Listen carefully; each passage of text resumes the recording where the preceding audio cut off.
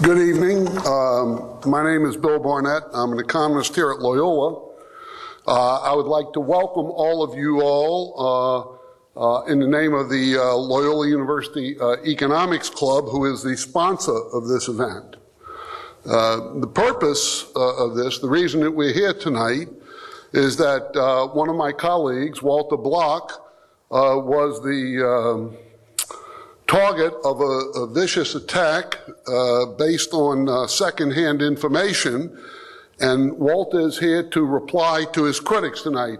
He did not have any other forum, so he decided to put this on to reply to his critics.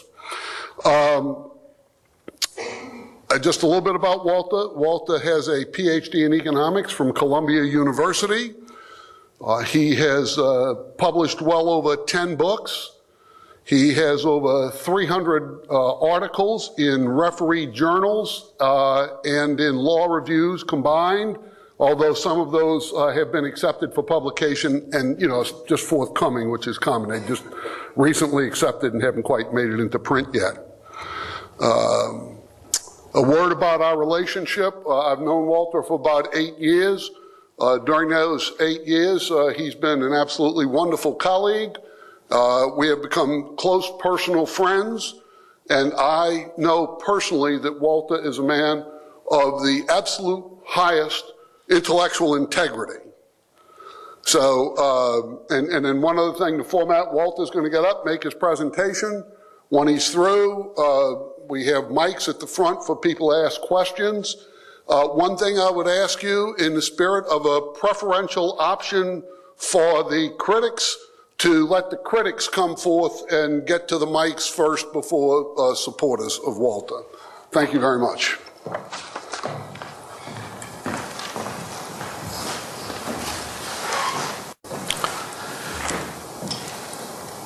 Thank you for that kind introduction.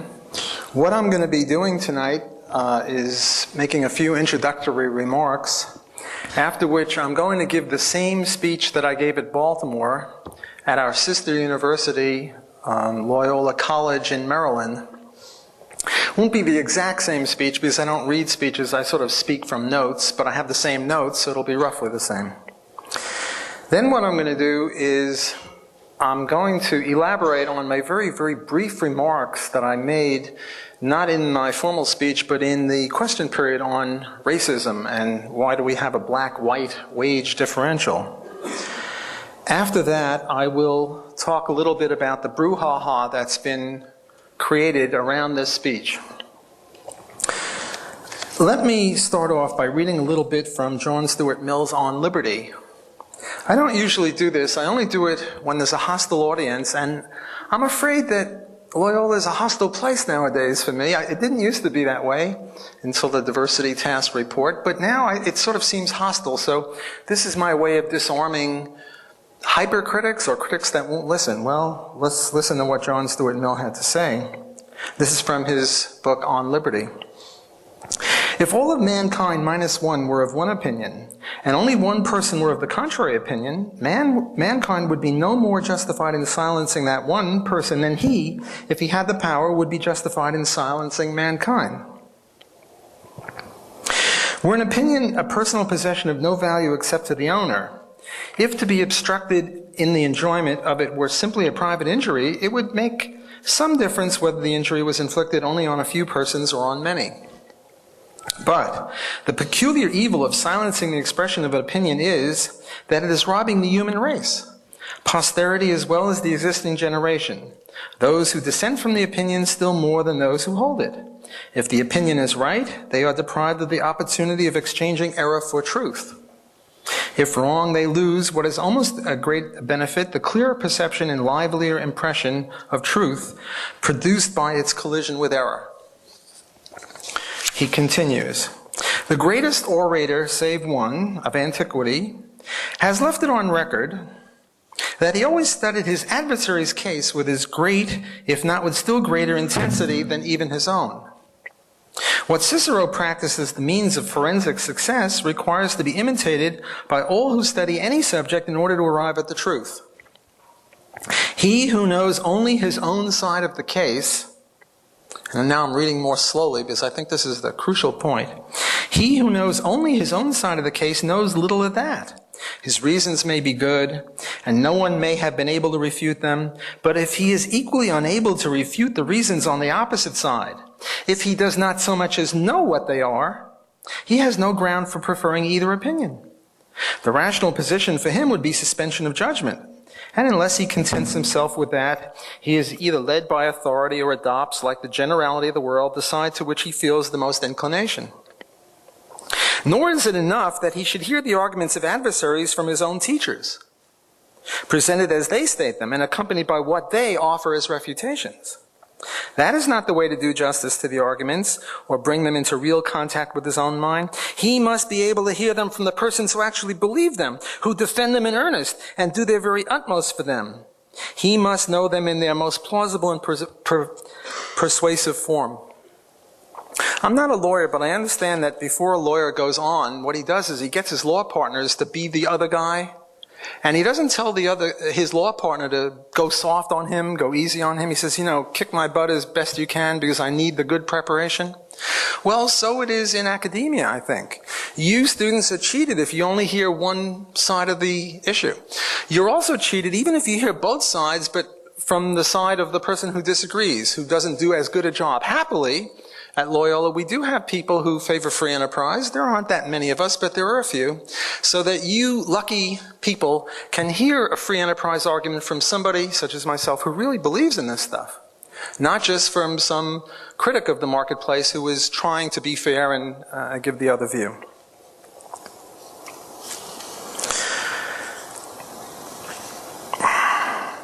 Suppose that you were a basketball coach and you use the words pick and roll, dunk, and defense. And then you were told that there are certain groups that don't like the use of that word, like jump shot. There are the anti-jump people, and if you mention the word jump shot, they go berserk and they accuse you of anti-jump shotting, or whatever that would be. Or suppose that there are a bunch of doctors who couldn't mention the words stethoscope, penicillin, or MRI, because if you mention those words, you would insult people. Well, how good would our medical establishment be if they couldn't even use these words, let alone utilize these techniques? Imagine firemen who couldn't use the word or use the thing fire hose, water, pressure. Well, we get into some sort of similar situation with economics when you can't use the word IQ or productivity differentiation or inferior or superior, because when you do, you're accused of being a racist or a sexist. Look, there are economic problems that only economists, well, I won't say that only economists can solve, but that economists have a contribution to make. And if we're handcuffed, if we have to put our hands behind our back and we can't use certain concepts for fear of being very harshly criticized, well then to that extent economics is less able to do what it could otherwise do. I did my dissertation at Columbia University and I got my PhD in 1972. My dissertation was on rent control. And I started giving speeches on rent control. And I was ready to kick butt. I was ready for any objection to my thesis, but instead, you know what the objections were? Or what the questions were, or what the criticisms were? Am I a landlord? Do I know any landlords? Am I in the pay of landlords? Namely, it was all ad hominem. They didn't have any arguments to use against my views on rent control, namely that it screws up housing. But instead they resorted to this sort of a thing. Well, things haven't changed in many years. Now if you start talking about a male-female wage gap or a black-white wage gap, you're accused of being a racist or a sexist. It's equally ad hominem-ish and equally unjustified. Okay, now I'm going to start in on my speech with those preparatory remarks. I'm now going to try to emulate what I did in Baltimore. Tom DiLorenzo, my very good friend and a professor of economics there, invited me to talk about social justice. And I started off with social justice. And I have here this sweatshirt. And it says, Social Justice University, Loyola University, New Orleans. Now, how are we supposed to take this?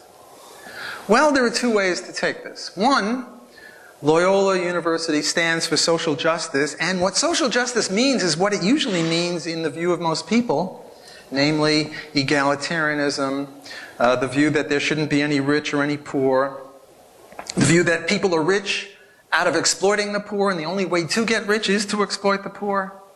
The view that absent any discrimination or anything untoward, all groups would be equal.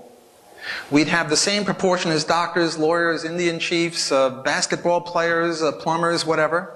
And if we don't, it's due to racism, sexism, capitalism, or some other ism like that.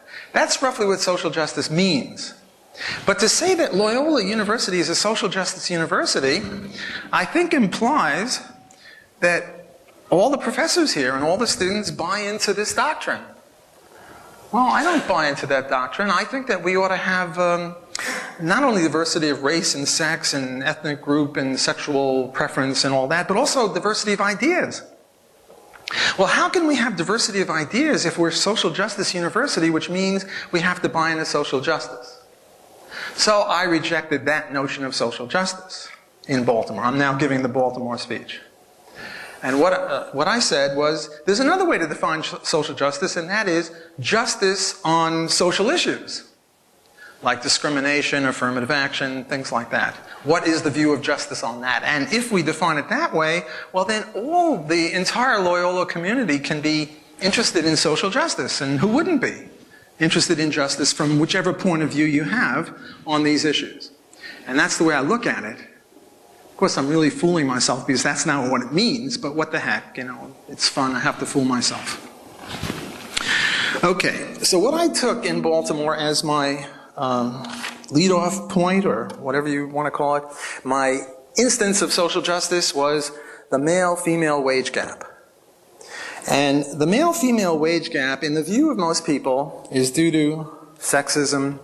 The idea is that most employers are men, and therefore they would have this natural animosity toward women. I tell you, most of the men I know, they don't have an animosity toward women. It's pretty much the opposite. But according to this theory, you know, we have an animosity toward women, we white males, or males in this case. And what I want to do is show you a cartoon or two that I showed there. The first cartoon is this one.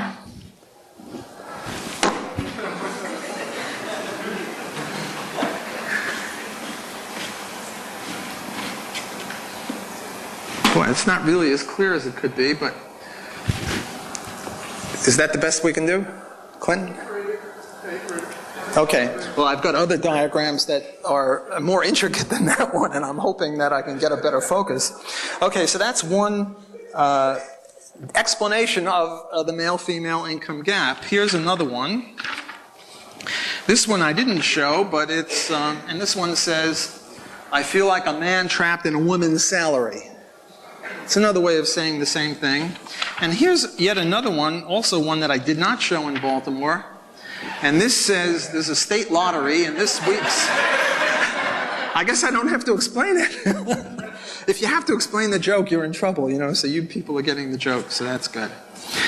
The idea here is that the reason females earn less than males, and the illustration I'll be using is 70%, namely a wage gap of 30. It's a little less now, it's more like 25. It keeps changing, but I'm not interested in the slight changes up and down. I'm interested in the fact that there's a significant gap between what males and females earn. And the usual explanation is due to greed or capitalism or male employers or something like that. Women are victims of a wage gap. It's due to patriarchy, sexism, whatever. If we were to put this in terms of supply and demand, it would look like this. Here we have wages and quantity of labor, and the demand curve over here is the demand curve assuming no discrimination. And that's what the wage would be. And there is no discrimination against males, so the wage of males is what it would be with no discrimination. But employers, because they're horrible people, shift their demand curve to the left for women workers, female workers, and thus the demand for female workers is less than it otherwise would be, and that explains why we have the lower wage. Let me give you a few quotes to support this sort of a thing. Women with a university degree earn just $1,600 more a year than men with high school education, Working women who graduated from university earn just $4,000 more annually than men with less than grade 9 schooling. Here's a quote from some famous economist. Quote, jobs held by women are valued less than those held by men, which accounts for the wage gap. That's it. That's the analysis.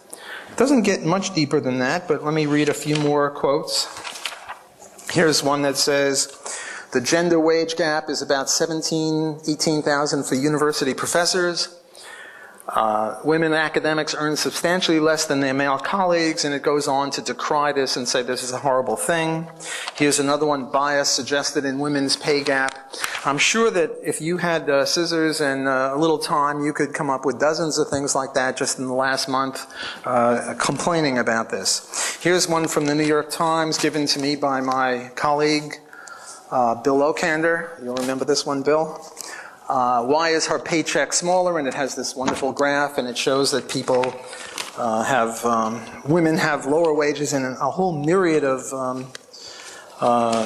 jobs and occupations.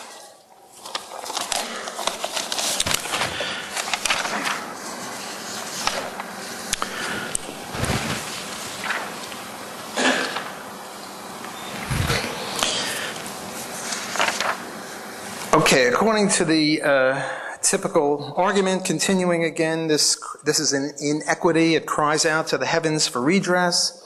And what we've got to do is roughly what President Obama is now doing. He's got the EEOC, who is suing, I think it's Walmart, but I presume he'll be suing everybody under the sun, because women make less than men pretty much everywhere. And there'll be a lot of lawsuits. You people in law school will be doing well. And there'll be a lot of money being paid to women for past discrimination. Okay, that pretty much is one side of the case. What's the other side of the case? The other side of the case is a thing called marital asymmetry hypothesis. Namely, marriage has asymmetrical effects on male and female income. Marriage enhances male income and reduces female income. And that's the biggest cause of why men earn more than women. Namely, it's got nothing to do with capitalism, greed, male chauvinist piggery, or whatever. There is an asymmetry. Now, what I'm going to do is take a little survey, and I took this very same survey in Baltimore, so I'm going to do it again. And I'm going to give you 3 choices. It has to do with household cleaning and cooking and child rearing and getting up at 3 in the morning when the baby is sick and shopping and gardening and all that sort of stuff. Cooking and washing and everything done in the household. And I'll give you 3 choices. 1, the husband does more than the wife. The other, it's roughly equal. And the third, the wife does more than the husband. Now, I want you to, if you're married, answer this in terms of your own marriage. If you're not married, answer this in terms of the marriage with which you're most familiar, presumably your parents' marriage, or if you were brought up by some other couple, well, then their marriage. Okay. And now, if equal, it doesn't have to be 50-50 exactly. It could be, 45 to 55 either way. If it's close, we'll call that equal. Everyone with me? Okay. Raise your hands if the marriage that you're most familiar with, the husband does more of the housework and house cooking and cleaning and stuff like that than the wife. One liar. No, I'm kidding. I don't know you. I assume that you're telling the truth. Okay. But there's only one, and the group is about 100 people or so, give or take, I don't know. But it is a big group, and only one takes that view. The second choice is it's roughly equal, somewhere between 45 and 55. Raise your hand if the marriage that you're involved with is, okay, we've got maybe 15, 20 people? 25? It's hard to tell, and I'm not going to count. But I rely on you to give veracity to my count. There's somewhere around 20 people, 25 people. Now raise your hands if the wife does more than the husband, significantly more. Okay, now we got 80%, 75% of the group. Okay, now when I was in Baltimore, what I said, remember this is right after, what's his name, had won all those swimming medals, Michael Phelps. I try to introduce this concept of alternative or opportunity costs. And I said that whenever you do anything, it always comes at the cost of something, namely other things that you could have been doing that you would have done better or more had you not been doing the first thing. So I said that Michael Phelps is probably not a world-class cellist. Why? Because in order to be a world-class cellist, you've got to play the cello, I don't know, 6, 8, 10 hours a day. And if you're in the pool 6, 8, 10 hours a day, they don't allow cellos in the pool. You know, it gets the rosin, it's all messed up.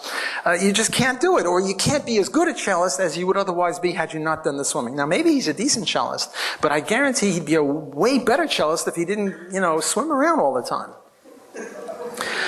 I gave the same example. I was on this is a little off the Baltimore thing, but later on I was on this black radio show, and I gave the same thing with LeBron James. I said, I'll bet you LeBron James is not a great flute player. And I was accused of being a racist for that. And I said, you know, it's got nothing to do with racism. I'm just trying to illustrate alternative costs and opportunity costs. And LeBron is, you know, dunking basketballs. He's not playing the clarinet or the flute or anything. So obviously he can't be as good a flute or clarinet player as he would be if he paid attention to that instead of dunking the basketball and jumping 50 feet in the air and, you know, the way he does. It's just a basic element of economics. And if you don't like this sort of a thing, probably you shouldn't major in economics. But all this is really common sense. Let me give you another example. Bill Barnett and I can each run the mile in, well, when we were young, we could maybe do 5 minutes, but now, say 10 minutes. We can each run a mile in 10 minutes. And right before the race, what I do is I give him this briefcase, which weighs, 30 pounds. And now we start running. And before, we were equally able to run. And now, of course, I'm going to beat him because he's got this extra burden. Well, so is it with men and women. Men and women, in this century at least, are equally productive in the marketplace. Not so in the 19th century or the 18th century before, because then a lot of the jobs required upper body strength. And, you know, to knock down a tree or to dig a hole to put in a building or things like that took brute strength. You were doing this with pick and shovel. But nowadays, the way you do it is with a button. So women and men now have equal productivity. Not so in previous centuries. Then men had more productivity in most jobs because a lot of jobs required physical skills, and like it or not, men are bigger and stronger than women are. It's just the fact. But nowadays, men and women are equally productive. They've got roughly the same abilities on average. But when they're married, they're taking on this extra responsibility. It's as if they're carrying an extra 50 pounds on them in the race. You know, the story is the husband and the wife, they both have a PhD in chemistry and they both work in the lab. And now they come home at 6 o'clock, and what does the husband turn around and say to the wife? What's for dinner, dear? Now, they've both been working all day. They both have the same PhD. They both have the same accomplishments. But if she's making the dinner, well, then this is a little uneven. What is he doing while she's making the dinner? Maybe he's studying. Maybe he's having recreation. I'm not sure. And when she has kids, forget it. You know, if she was taking 60 or 70% of the household before the kids, she's taking way more when there are kids. And apart from breastfeeding, which obviously only she can do, women are much more involved in kids, and I'll get into that a little bit later.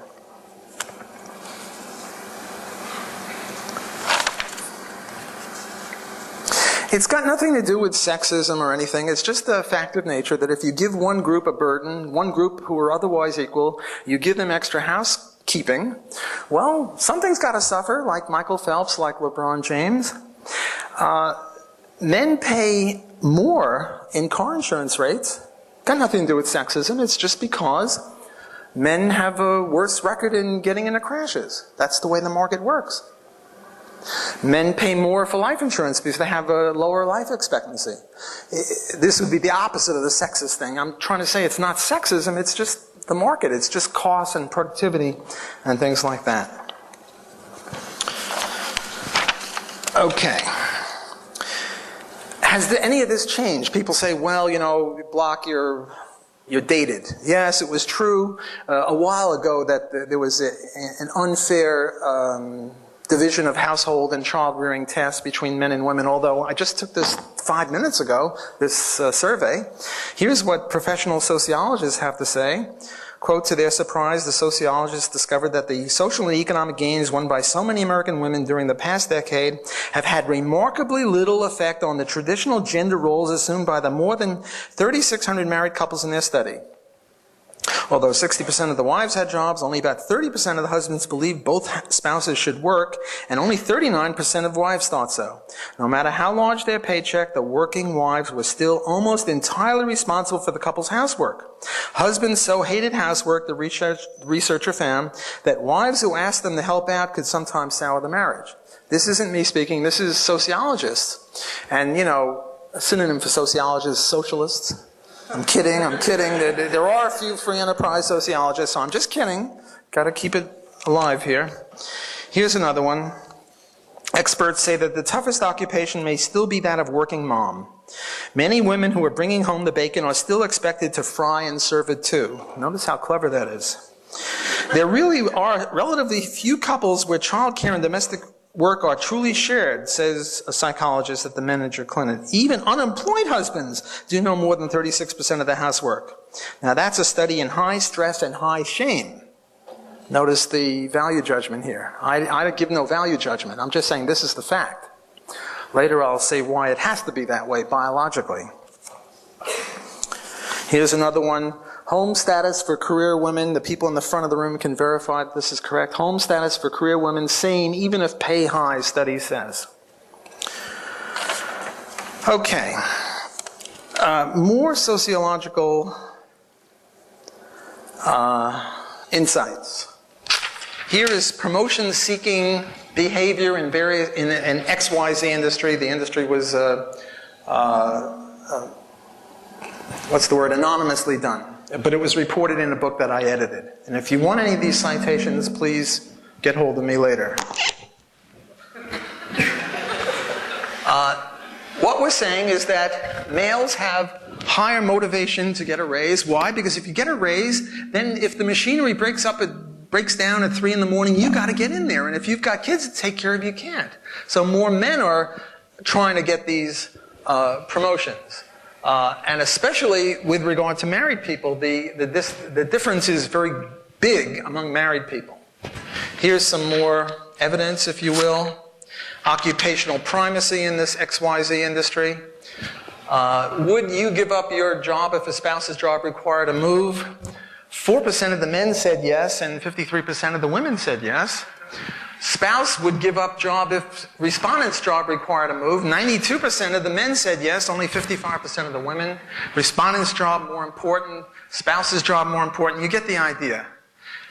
And this is yet another reason why the male-female income ratio is the way it is, and it's got nothing to do with sexism or any of that capitalism stuff. It comes from the fact of unequal job sharing. It comes from the fact, let's talk about the pink-collar ghetto for a while. If you know that you're going to have 3 kids, and you're going to be out of the labor market from the day that the first kid is born, and you space them every 3 years, and you're going to be out of the labor market or only in it part-time until the last kid is 6 or 7 and can go to school full-time, 9 to 3, well, that's 10 or 15 years or 12 years, depending upon how you space the babies. Is it sensible to go into an industry where the human capital will atrophy, where there are discoveries every day, and if you're out for 12 years or only in part-time for 12 years, you're going to lose a lot? No, you don't go into computers, you don't go into physics, you don't go into chemistry where things change. Rather, you go into nursing or being a secretary or a nurse or things like that. And it just so happens that those professions or occupations pay less, but again, this is not due to the market. This is a rational development on the part of people who want to maximize their lifetime earnings. Okay, I've now given you the case. Is this better? I've now given you the case for thinking that there's nothing untoward going on. It's not evil capitalism. It's not discrimination. It's just due to choices, voluntary choices of men and women. And I'm now going to offer you 2 proofs or bits of evidence or something like that to buttress this. The first one is logic. I wish I could make this better. Maybe that's better. Now, I'm going to assume that the men and the woman each have a productivity of $10 an hour. And I'm going to assume, what the hell did I do?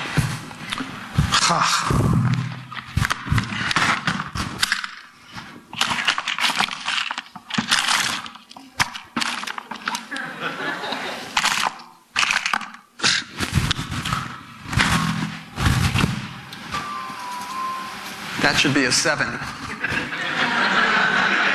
This is all Bill Barnett's fault. I told him to do it. You can't get good help nowadays. That should be $7.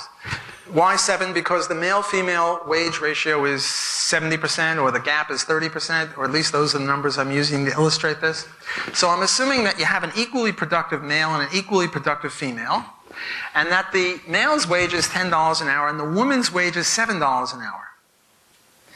And I say to you that profit is the difference between productivity and wage, and that you earn 0 profit off the male, which is okay in equilibrium. In equilibrium, there are no profits. But you earn $3 an hour. See, I got the 7 correct down there, or Bill did.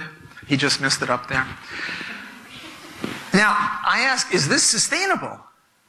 And the answer is nonsense. This is the feminist view. This is what people who say that there is a male-female gap and it's due to something untoward, that's what they're saying. They're saying that the male and the female are equally productive, which I'm willing to grant on average, men and women are equally productive. And they're saying that the male wage is 30% higher, or the gap is 30 cents or $3 an hour, which means, if it means anything, that you can earn a lot of profit off of a female. A female is if has a little sign on a lapel, hire me and make an extra $3 an hour. Right? Isn't that what that means? Isn't that the logic of the argument? That if you hire a woman under these strange circumstances, you make an extra $3 an hour. That's not sustainable. If you can make more money hiring a woman, and I'm a male chauvinist pig and I refuse to have anything to do with women, I don't want to hire them, they should be barefoot, pregnant in the kitchen, the whole business, I don't want to have anything to do with them, I'll go broke. I'll go broke because my competitors will say, I don't care, women, men, I'm just discriminating in favor of the color green as in money. And I'm going to hire the woman and underprice you and drive you out of business, you rascal. Now, I don't say that there's no such thing as sexism, or later on I'll get to racism, but I say that the market stops this. The market is the solution to the problem of sexism. If there is any in the first place, which there isn't. But if there were, the market would tend to drive it away. Will it always succeed fully? No. We're never at equilibrium. But there's always market forces grinding away at people who hire higher-priced workers when they could have got equally productive, lower-priced workers. It's just not sustainable. Now, some people are convinced by the logic. Other people, logic schmogic. Let's talk about a little empirical evidence here. What's going on here? What's going on here is if you want to test, and I don't like these words, they're based on neoclassical economics. I'm an Austrian, so I don't go for testing, I don't go for evidence. This is an illustration. But if you wanted to test this, what you would do, or if you want to illustrate this, better said, what you would do is, remember, my thesis, not original with me, but the thesis that I'm articulating is that it's due to marital asymmetry. It's the marital asymmetry hypothesis. So what you do is you take people who have never been married, and you look at the male-female ratio of people who have never been married, and you come up in Canada in 93. It's the same thing for the last 20 years, and I'll show you a diagram to prove that. And it's the same thing in Canada. I just happened to be in Canada when I did this. The ratio is 99.2. Now, I tell you, when you get 99.2, that's unity. I mean, when you deal with statistics, you never get exact perfection. The statistics are a little wonk. I mean, it's the government who's collecting them. How much can you trust government statistics? But even on their own bloody statistics, there's no wage gap. Whereas the wage gap for the ever married is gigantic. And the point is that there are more ever marrieds than never marrieds. And what I mean by never married is never married. Not married and then divorced or separated or widowed or anything like that. And it's very difficult to get these census people to talk about never married status. They only talk about singles. Sometimes you get it, but you have to like pull teeth to get it.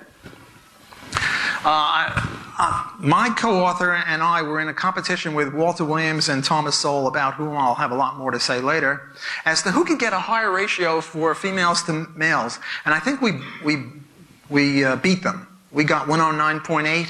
Namely, females were higher than males by 9.8%. But you see, in statistics, what you're going to get is somewhere between 0.8 and 1.2. It'll vary. You never get pure 1.00 wage gap. You just don't get that. Anyone who's dealt with statistics knows that it's not a perfect thing like the logic that I just gave before. Looking at the other one there, you get a 93.4 for the never marrieds. And then what we did is we took age as a proxy for marital status. And we said, well, people between 16 and 24 probably have never been married, or at least very few of them have been married. And we look at the ratio, and we find 94.8, which again is virtually no gap. So if those of you who don't like the logic, maybe will like the statistics. See, this is a very telling thing, because according to the marital asymmetry hypothesis, it's very easily understandable. If you're married, the woman makes less because she's got more of a care, more of a weight on her back in the race. If you're unmarried, or between 16 and 24, which is a proxy for being unmarried, it's roughly equal. It ranges from 0.8 to 1.2, up and around that range. Namely, there's no gap. It's very incompatible with the other hypothesis. I mean, the other hypothesis said, you know, all women, because of their biology or their plumbing, we're against them. But why would there be such a gigantic difference between ever and never marrieds?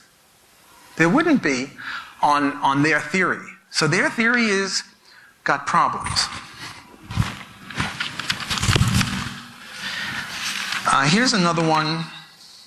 Another implication of this is that there are certain industries where there is a disproportionate number of females in them. Think banking, insurance, law, things like that. And there are others, mining, farming, where it's mostly men. And according to that, according to the other theory, there should be bigger profits in the area where there are females. But if there are bigger profits in the area where there are females in those industries, well, then capital would tend to move out of the male areas and into the female areas because there'd be higher profits. So again, this is a very untenable, unsustainable hypothesis, and I think we have to reject that hypothesis. Here's another one where you standardize for children, and you can see when there are children in the picture, the ratio goes down because children are more of a burden on the mother. I don't say a burden in a bad sense. These are ideas that are voluntarily taken upon. I'm just saying that if you're looking at productivity in the market and they have children, well, other things equal, children will lower your productivity in the market because children are a pain in the neck. I mean, you know, they take a lot of time. And here is that diagram where I was going to show you that nothing changes. The ratios are the same. This is 1941, 51, 61, 71, 81. I haven't done it recently, but the ratios are about the same. You can see that this one up here is the never marrieds, and this is the all, and this is the never marrieds, the ever marrieds. You get that? So it's a flat kind of a thing. Nothing changes. This is based on biology or sociology or something, and nothing changed in 50 years, and I don't think anything ever will change. There'll always be a female-male wage gap, and it's got nothing to do with capitalism.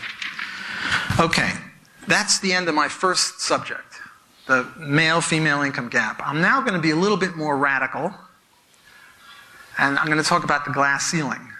The glass ceiling is much more radical, and then I'm going to get into the racism stuff, which is even more radical than that. So hold on to your hats or your seats or whatever you're supposed to hold on to. Okay, what's going on here? What is a glass ceiling? Well, a glass ceiling is the idea that women can rise, but they sort of get stuck right there. And right there is not the president, it's sort of the vice president, right? They can get up there, but they can't really get up to the male level. There's a glass ceiling keeping them down. When Hillary was running for president, people were talking about the glass ceiling. Although in politics, there was Indira Gandhi, there was Golda Meir, there was Margaret Thatcher. There were a few, but if you look at how many prime ministers or presidents of countries there have been, you can name them on the fingers of one hand. And this is for the last, I don't know, throughout all history. And we've got 200 or 300 countries for many, many years, and you can only name 4 or 5. That's a glass ceiling. So even though a woman sometimes can get up there, we would count that as a glass ceiling. Okay? It doesn't have to be a perfect glass ceiling. by and large, women are prevented from getting to the very tippy top. Now, there are various theories as to why this should be. And the leftist theory, or the feminist theory, or the incorrect theory,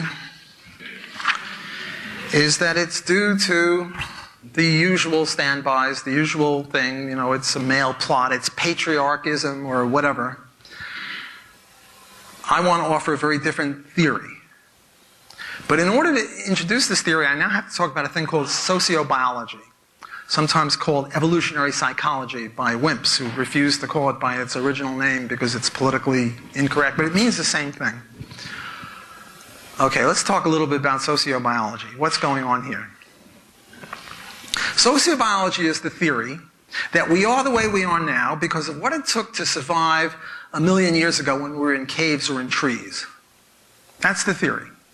If something kept us alive as in the trees or in the caves 1 million years ago, then the people who did that could leave progeny and they're our grandparents, and that's why we are the way we are. Let me give you an example. We are the species that doesn't like babies crying and loves babies smiling. I mean, a lot of advertisements pull at our heartstrings because, you see a baby smiling, oh, isn't that cute? You see a baby crying, you don't really like that. Now, we're not talking about a few sociopaths, but the average person just doesn't like babies crying and loves babies smiling. And isn't that cute? That bit. Well, suppose there were two species back then 1 million years ago in the trees or in the caves, and they were exactly alike. Ceteris paribus, other things equal, exactly alike. They had the same opposable thumb, they had the same brain capacity, they had the same speed, they had the same ability to hunt, to evade predators. Everything was the same, except that group didn't give a rat's rear end about babies, and we did. Now, which group is more likely to survive and prosper and continue the gene pool down into the present day? Obviously, this is a no-brainer. If you don't care about babies, if you don't care whether they cry or not, you're not going to take care of them and you're not going to survive. Does everyone see that? Let me give you another one. How many people here are afraid of snakes? What did Indiana Jones do in that movie where they were guarding the treasure? They had snakes all around, right? How many people here are afraid of bathtubs? Nobody. Milton Friedman, by the way, was killed by a bathtub. He was. He was 93 and he slipped in the bathtub and he hit his head on the side of the bathtub, and when they took him to the hospital, he passed away. Bathtubs kill many, many, many, many more people nowadays than snakes. And yet we're all afraid of snakes and not bathtubs. Why? According to sociobiology, back then there were no bathtubs, so you weren't selected for fear of bathtubs. It had no survival value. But you were selected for fear of snakes. If you didn't fear snakes, you're not going to leave as many progeny around as people who did fear snakes. That's why we fear snakes. Because our grandparents, great-great-great-grandparents to the nth degree, snake fearing was a survival thing way back then, whereas bathtub fearing wasn't. So we're hardwired to fear snakes, not bathtubs. Now let's talk about Katrina. In the aftermath of Katrina, the prices of flashlight batteries, most of you were there, flashlight batteries, gasoline, water, milk, orange juice, rose through the roof. Rose through the roof. Why? Because, supply shifted to the left and demand, supply shifted to the left. There was very little of it. Prices rose.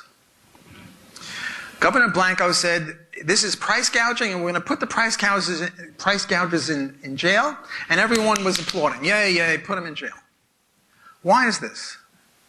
You see, we as economics students all know that what the function of a higher price is like a call for help in the wilderness. When the price rises, there are two motives that people have to come and ship things toward New Orleans. One is benevolence, but you can only rely on benevolence so far. Benevolence is limited. The other one is self-interest, and Adam Smith had a lot to say about self-interest in The Invisible Hand. Well, a high price means high profits, and people now have not only a benevolent incentive, but a profit incentive to bring stuff from Tennessee and Alaska or wherever it is, Mexico, bring it here to make the profits. And as they bring it here, the price comes down. So what the price is sort of like a signaling device. But we're not hardwired to appreciate that.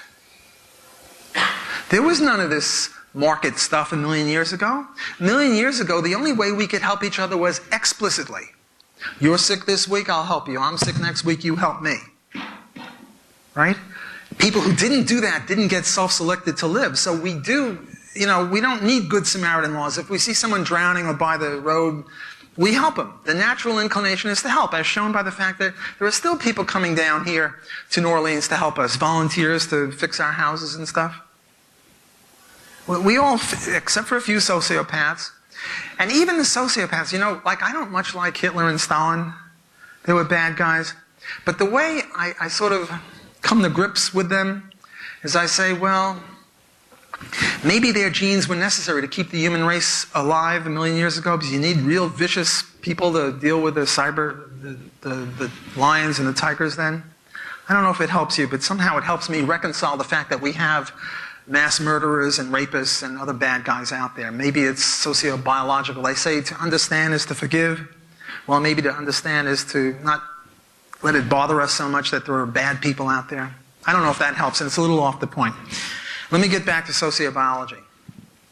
Another example. Take this feminist nonsense where they talk about, Amazons.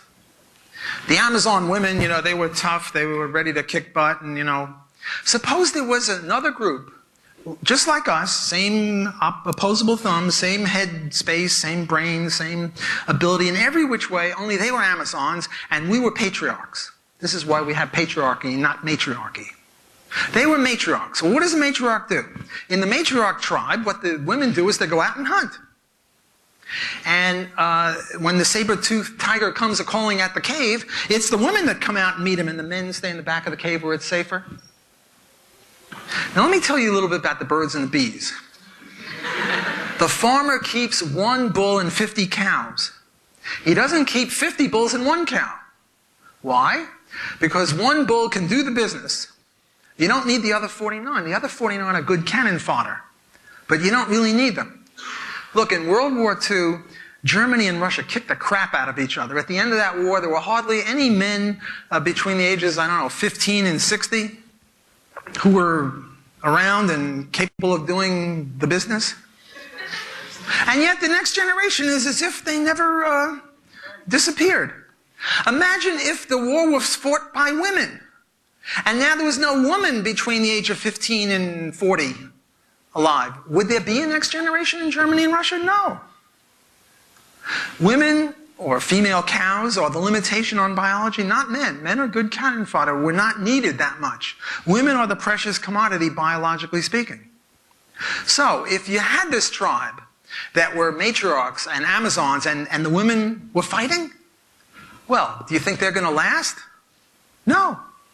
If the women, just like the Germany and the Russia case where the women fought, this other tribe would not exist. The reason we're patriarchal is because we're descended from a bunch of people who sent the cannon fodder men out to fight and do the hunting, which was more dangerous than the berry picking. Okay, I've now introduced sociobiology. I now want to introduce something else, and a lot of people are going to boo. It's called the normal curve, and remember at the beginning of my talk I said if you can't talk about these things, how can we solve any problems? So please bear with me, don't boo too harshly. I'm going to use a normal curve, and here are 2 normal curves. The top one is men, the bottom one, wait, do I have that?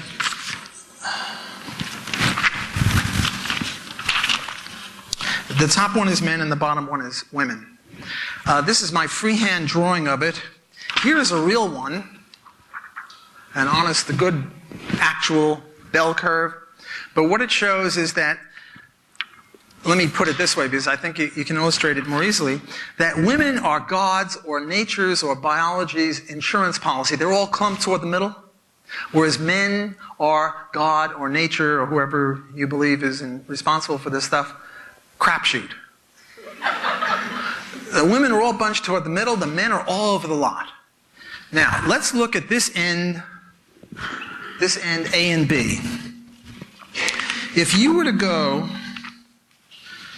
to mental institutions, who would you find in mental institutions? Virtually all men.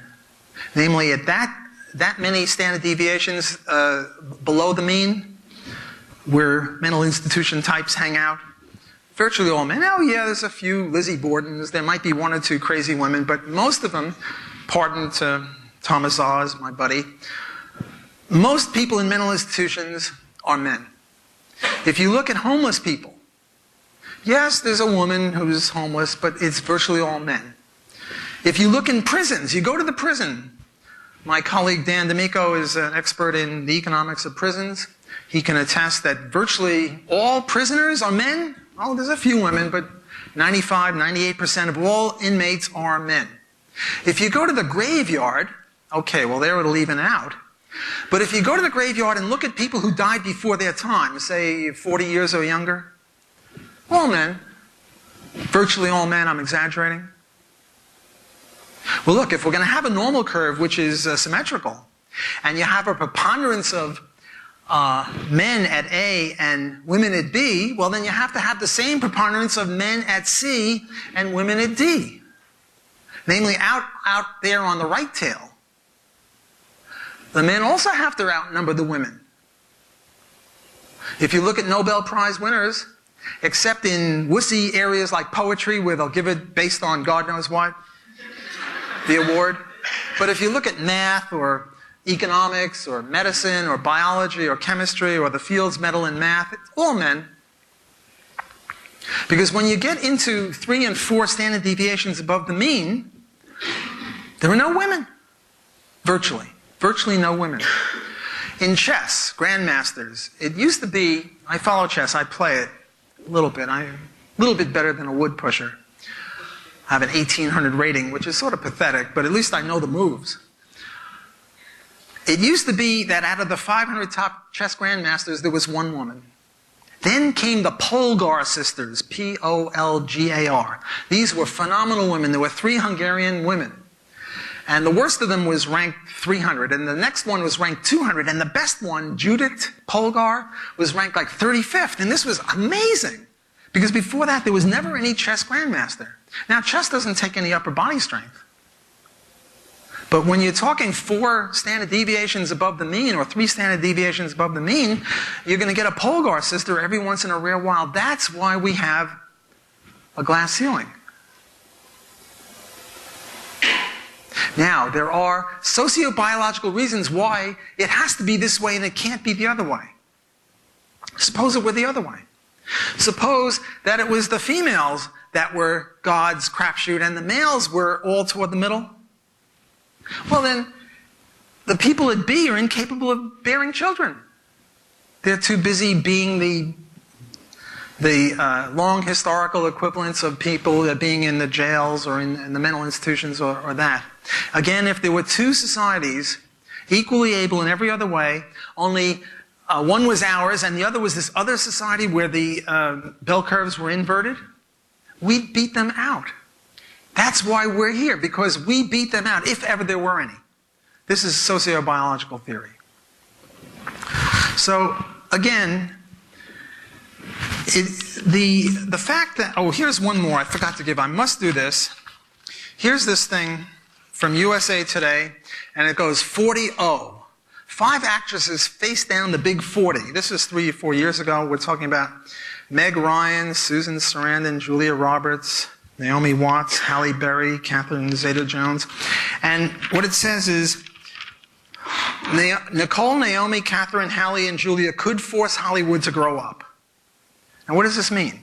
What this means is that when a woman turns 40 or 45, she no longer gets the ingenue roles. She no longer gets the role of sex goddess or whatever. Now she gets the role of mother right? Or big sister or something like that. Why is this? Is this Hollywood sexism? Let's go back to sociobiology. Suppose that there were two societies, one like ours, where you look at a 20-year-old girl and say, whoop-de-doo.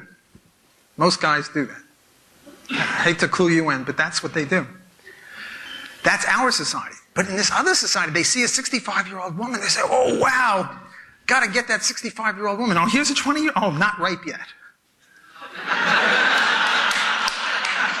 Now, what prognostication do you people have for such a society?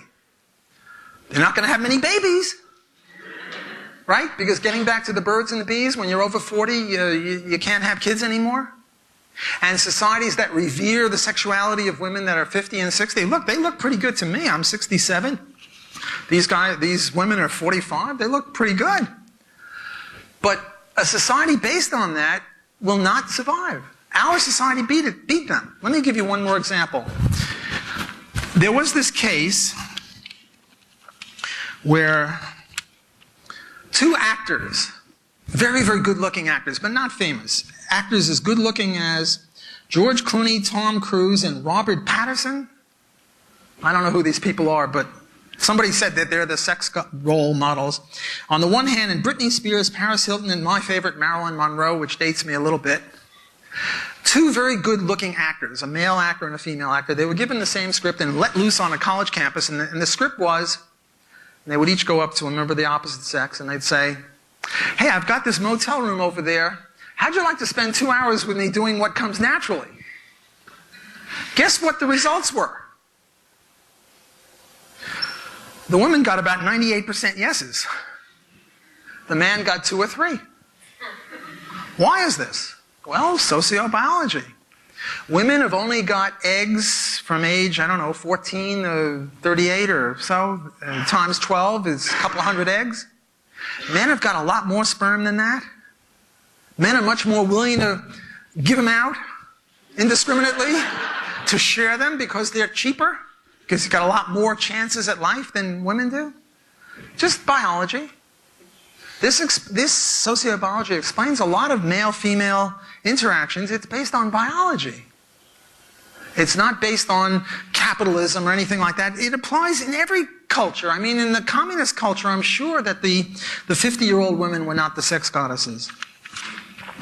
Okay, I've now talked about the glass ceiling, and now I'm going to get into the third part. And what happened in Baltimore is I gave this speech. And during the question period, and Tom DeLorenzo was telling me to hurry up because we're almost finished. Some kid asked me, okay, I see your point about male and female, but what about the white-black wage gap? Why is that? It couldn't be due to marital asymmetry, and I said certainly it couldn't be, but it's due to different productivity. Before I get into that, I want to introduce something that I didn't use then, but I talked about, and now I'll use it. And what this has to do is with the way I teach most of my classes. The way I teach most of my classes, this is an environmental economics class, and what I do is I say, look, there are 5 viewpoints. There's the left moderate and the left radical, the right moderate and the right radical, and then there's the libertarian view. And what we're going to do is go down the list over air pollution, species extinction, recycling, global warming, garbage, overpopulation, forests, water, resources, energy, environmental racism, all sorts of issues. And any kid that has any other issue, I'll stick it on the list. And I won't say what the whole course consists of is filling in the boxes, but what a lot of the course consists of is filling in the boxes. Namely, I want my students to know what the 5 views are on any given subject. Now, it's true, it only takes 1 minute. I'm not one of these teachers where the students find it hard to figure out where I'm coming from. In about the first 3 seconds, they can tell. They can tell a mile away. Look, I'm a professor. I have to profess something. Although, some professors are just this, what is it in bridge, no Trump hand, no suit. Well, I'm not like that. I believe in these ideas strongly. But on an exam, the total exam questions will be, well, what's the view of the moderate right on forests? What's the view of the radical left on water? That's it. As long as they understand it, that's it. And then we can fight, because I like to argue about stuff. By the way, there are a lot of disciplines around here that have environmental courses. There's an environmental biology, environmental chemistry, environmental sociology, environmental literature, all sorts of courses. And they all cross-list each other. So I once went to this meeting and said, hey, how about cross-listing me? And they said, well, we insist on balance. And how do you balance it? And I gave them this stuff, and then they asked me, well, what books do you use? And I said, I use Al Gore as the moderate leftist. And they were apoplectic. How can you use Al Gore? Al Gore is not proper. You have to use a scholar. And they just went berserk.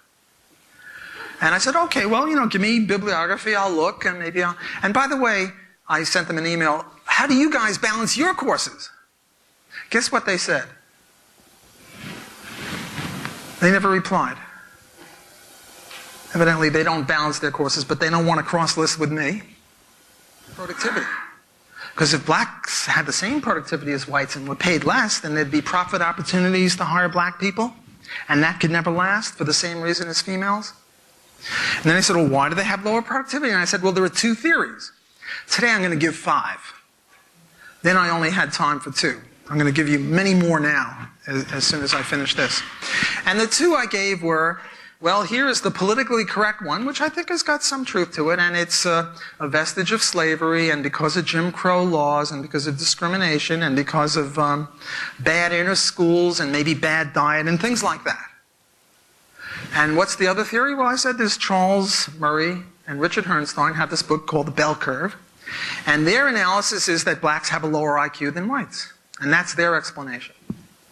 And I gave these 2 theories, and I said, well, I'm an economist. I really can't tell which is right or wrong. Maybe both have some part of the truth, but I can't tell what proportion because it's a little outside of my area. Or as my friend and associate dean, David Lukauer, says, it's above his pay grade. And I sort of left it.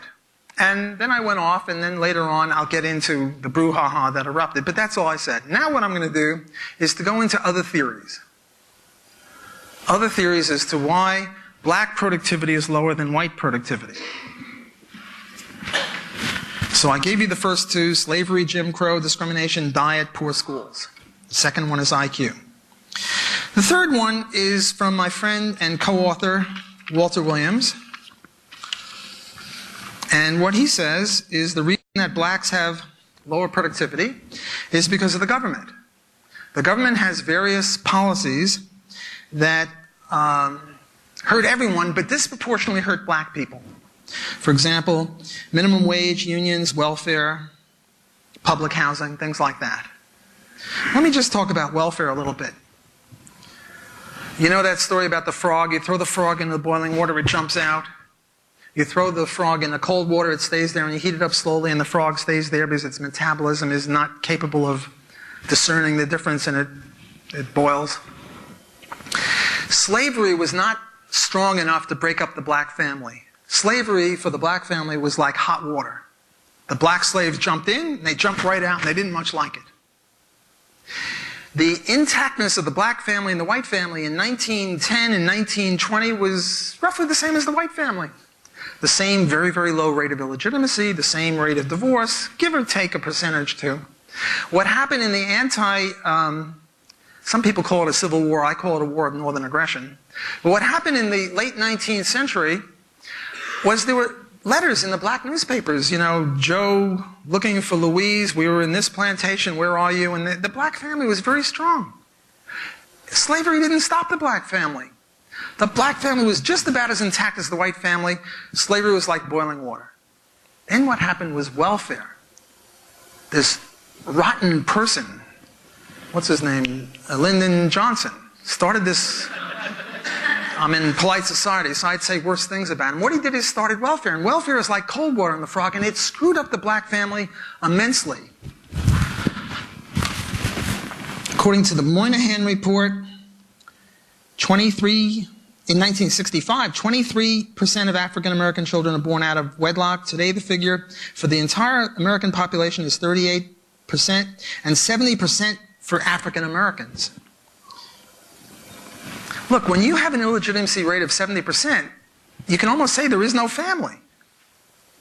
It's a little exaggeration. There's some family, but the family has been busted up to smithereens by this crappy welfare system that is beloved of the left. vicious, evil, monstrous, ruining the black family. And yet the family is very important because we know from statistical evidence, this isn't praxeology for the Austrians in the room, we know from statistical evidence that when the family is not intact, there's all sorts of crime and drugs and prostitution and all sorts of bad things. The family is very important. Walter Williams sometimes says the KKK couldn't have done a better job of screwing up the black family than Lyndon Baines Johnson and all the progressive lefty social justice types. These are the people that have killed off the black family. Depraved, vicious, monstrous. That's why black people have lower productivity, because they don't come from intact families, or they come from disproportionately less intact families. This is one reason that Walter Williams tells us. Now, I gave out these letters, and I'll tell you more about these letters later. The criticism of me on the part of the Diversity Task Force. By the way, are there any members of the Diversity Task Force here now? What's your name, sir? Ah, well, thanks for coming. I appreciate you coming. And we'll reserve a spot at the beginning of the line if you have questions or criticisms. The reason I gave it out is because I was accused of racism, sexism. There is one letter in there.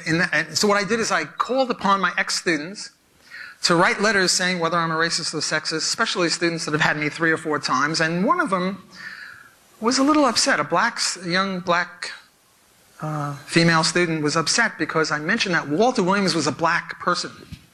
Well, if that's what racism is, I'm guilty of it. He's a black person. In order to understand Walter Williams, you have to know that he's black. Because let me tell you a few Walter Williams' stories. One story is he wanted to get married. And immediately he ruled out half of the human race. Men. Because he was a dirty hetero. By the way, both heteros and homos, heterosexuals and homosexuals, are evil discriminators because each of them rules out half the human race. The only group that doesn't rule out anyone are bisexuals. So if we really don't want to have any discrimination, what we all should be is bisexuals. That's the logic of this craziness. So right away, Walter Williams just ruled out all men, pervert that he is. Then what he did is he wanted to marry a black girl. You know, de gustibus non disputing, wanted to marry a black girl. So he viciously discriminated against all white and Oriental girls. But then his depravity doesn't end here. Because he wanted to marry a pretty one who had a sense of humor, who was, that he could get along with. And each time he eliminated more and more people. Vicious discriminator. That's one Walter Williams story. Another one, he says, well, suppose you are sitting there on you open a door and there's a tiger on a couch. Do you immediately shut the door and run away? Or do you go up to this tiger and say, well, I don't want to be a person who, what's the word I'm looking for? I'm pathetic. I can't think of anything. A person who doesn't discriminate against anyone? I'll think of it after this lecture is over. Do you go up to the tiger and say, are you a vicious tiger? In other words, you don't want to go by past experience? I don't know if I'm getting through on this point. I think everyone's sort of looking at me, what the hell is he talking about now? What he's trying to say is that we judge from experience. What's that word I'm thinking of? Not bigot. No. Generalize, that's close. It's not exactly what I'm looking for. Namely, we all generalize. It's called empirical evidence. You judge by the past. Even Jesse Jackson does that. He was once asked if you were walking down this street and there were 3 black young men, and over here 3 Hasidic young men, which way would you feel safer? And he said in the Hasidic direction. Okay, that's the Walter Williams story. Another part of the Walter Williams story is the minimum wage law. What's going on with the minimum wage law? What Walter Williams and all economists say is that the minimum wage law elevates black unemployment.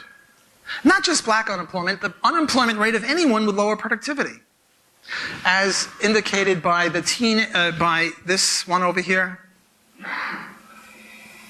Here we have adult males and teenage males. Adult males have more productivity than teenage males. So when you have a minimum wage law, what you do is you increase the unemployment rate of teenage males because they have lower productivity. I don't have time to go into the economics of the minimum wage law, but the point is that the minimum wage law is like a barrier over which you have to jump to get a job, and the higher it is, the harder it is to get a job. Adult men can jump over it, younger men can't. Well, on the left-hand side, there is such a thing as racial discrimination. When the minimum wage law comes in, then it pays to discriminate, or it doesn't let me rephrase it doesn't cost to indulge your discriminatory behavior. That's why black teenage unemployment is double white teenage unemployment, because there is racism in the society. So I'm not denying that there's racism. What I am saying is that the market ameliorates or eviscerates or gets rid of racism, because when you're a racist, you have to pay for your racism by losing out. Remember what racism means is that you'll hire the white even though you have an equally productive black employee, and you won't hire him because you're a racist. Well, if you do that, you're going to lose money. You'll go broke. So what the capitalist system does is stop racism. I never said there's no racism. There's plenty of racism. Just look around you. There's racism. But the market rides to the rescue of the downtrodden people. That's something that you need a little economic sophistication to understand, and many people, white and black, don't understand that. Just as they didn't understand the function of the price gouging after Katrina. Okay, so that's my Walter Williams story. I now want to get into my Thomas Sowell story. But before I do, I want to call upon Clinton to show a little 5-minute interview with Thomas Sowell, who I believe he really should get a Nobel Prize in economics, and it's a shame and a disgrace that he hasn't. Please join me in looking at this. For a TV, the world is thinking. You're right, I'm going to quote you again. Among the many factors which influence male-female economic differences, the most elusive is employer discrimination. Yes, that when you correct for all the various factors, such as the number of hours worked, the continuous employment versus taking a few years out to have children and so on. You take all that into account, the differences between men and women become quite trivial. If you look at the academic world, or as far back as 1969, women who were never married and who had earned higher incomes than men who had never married. They became a tenured professor at a higher rate than men who had never married.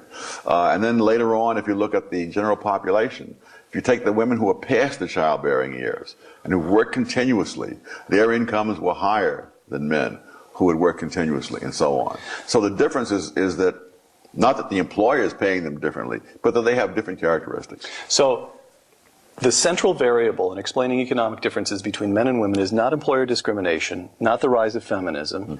It's that women, it's child rearing, marriage and child rearing. That's the variable. As that varies, a women's arrival or participation rate in high-level occupations varies with that. That's Absolutely. The okay. Now, in principle, you note, family responsibilities could be perfectly evenly divided between fathers and mothers. But that isn't the way it has worked in practice. Quote, I'm quoting you again, since economic consequences follow from practices rather than principles, the asymmetrical division of domestic responsibilities produces male-female differences in income, close quote. Question, what are the policy implications of that? If we become fixed on eliminating male-female income differences, is it the case that the only choice, the only route for doing that is to involve the government in redesigning the very nature of the family? Well, or am I leaping to a melodramatic conclusion? No. Yeah, and logically that's certainly true. However, not all domestic responsibilities can be shared equally, such as having babies, which is not an inconsequential thing since the existence of the human race depends on it. But what it means is that women make choices that make a lot of sense for them. For example, the choice of occupations, that women tend not to go into occupations in which there's a very high rate of obsolescence. I mean, and if you're a computer engineer, and you take 5 years out to have a child and have the child up to the age where you put him in daycare, well, my gosh, the world has changed. Your job is gone. You'd have to start way back. On the other hand, if you become a librarian, you become a teacher, other occupations like that, then you can take your 5 years off, come back, and pick up pretty much where you left off.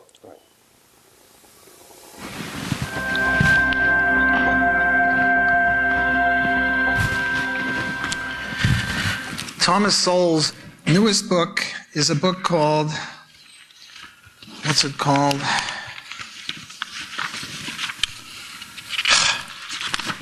Here it is. It's called Black Rednecks and White Liberals. It's his book. Thomas Sowell is a very, very eminent economist. I'm a big fan of his. He's sort of a guru of mine.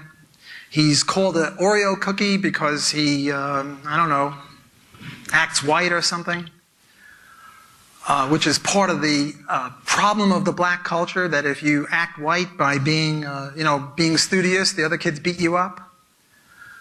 This is what he's saying, that there are white rednecks, but there are also black rednecks. And when you have black rednecks who come from broken families due to the welfare system, it's no mystery that they should have lower productivity in the market, because this is equivalent to having a sack on your back. Very similar to this, well, not very similar, but akin to having the sack on the back as far as the market is concerned with regard to women. The fourth person that I want to talk about now, so I'm giving you other theories as to why blacks have lower productivity beside slavery and welfare, rent control, minimum wage, unions, things like that. The Walter Williams story, the Thomas Sowell story. Here's a story from John McWhorter, M-C-W-H-O-R-T-E-R, another black conservative or black free enterpriser. And what he says is that, quote, many blacks have adopted dysfunctional, crippling, toxic ideology that impedes their progress and success, notably victimology, separatism, and anti-intellectualism. Guess who peddles this poison in the black community? Guilty whites and grievance meisters like Jesse Jackson and Al Sharpton. And I suspect, well, no, that's a different quote. What I'm trying to do is to explain why it is that blacks would have lower productivity than whites. And the main reason I can see is the black family has fallen apart. There are these other reasons that Walter Williams gives, the disparate impact of the welfare state and minimum wage and unions. The McWhorter sociological interpretation. Now what I'd like to do is talk about, given that we have this crisis of black Americans, what can economists say to solve it? Well, one way to solve it is to get rid of welfare. You get rid of welfare, and the young black woman or the young white woman, it's the same thing in Scandinavia. It's not a matter of color, it's a matter of economics. In Scandinavia, they're having the same problem with white women who marry the state instead of marrying the man who impregnates them. Because as Charles Murray in his book Losing Ground indicates, that the state makes a much better financial offer than the young black man who impregnates her. So if we got rid of welfare, we would help the black family. We would make the black family go back to what it was after slavery. And remember, slavery was incapable of ruining the black family. The black family's got great strength, but it keeps getting dissipated. Another one is legalize drugs. Right now, we read in the Times-Picayune every day, these 3 blacks shot those 3 blacks, young men. Every day. It's a horrendous thing. I was on this show, what's that show I was on? With Our Story, with the black power people. And I was trying to give him this line. I was trying to say, well, look, and it's not a black thing. Look, when we had prohibition of alcohol, it wasn't black young men that were shooting each other, it was Italian young men that were shooting each other. In Mexico, there aren't black young men shooting each other, there are Mexican young men shooting each other over drugs. It's not a racial thing, it's not a color thing, it's an economic thing. When you prohibit something that people want, you drive up the price. When you drive up the price, you make the profits in it astronomical. And when there are prices when profits are astronomical in drugs, it's working for chump change to go and get a PhD in economics and earn $100,000 a year when you can earn $100,000 a week in drugs. So if we just legalize drugs, we would at one fell swoop save young male black lives who are being killed like flies in our streets. I was on this show with the Black Power people, and I couldn't get them to go for this. Oh no, this is wrong. And I tried to reduct you on them. I said, well, you know, if you're so much against legalizing drugs because the drugs are harmful, how about alcohol? And I got the guy to admit, yes, we should go back to prohibition of alcohol. I mean, there's no reductio ad absurdum. If you go there, I mean, I thought for sure he would pull back from that.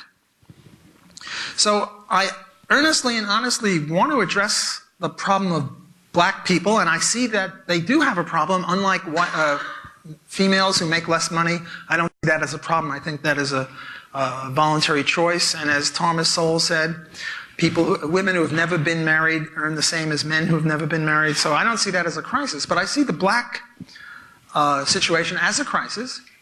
And the best way to go is free enterprise. Now, I showed you some cartoons before, sort of left-wing cartoons. I want to show you a libertarian cartoon. I don't know if you can see this, but helping the poor. In the left one, it's the big government answer, and it says, there are people down in the pit, and it says, give them more food. On the right, the free market answer is more rungs, and what's on the ladder? Freedom. So my analysis is that if you really want to help the black community, promote free enterprise, promote laissez-faire capitalism, promote private property rights and freedom and profit-seeking. Capitalism, free enterprise. It helps everyone. Adam Smith wrote this magnificent book, The Wealth of Nations, and he said that those nations are rich that follow property rights and economic freedom more, and those are poor that don't.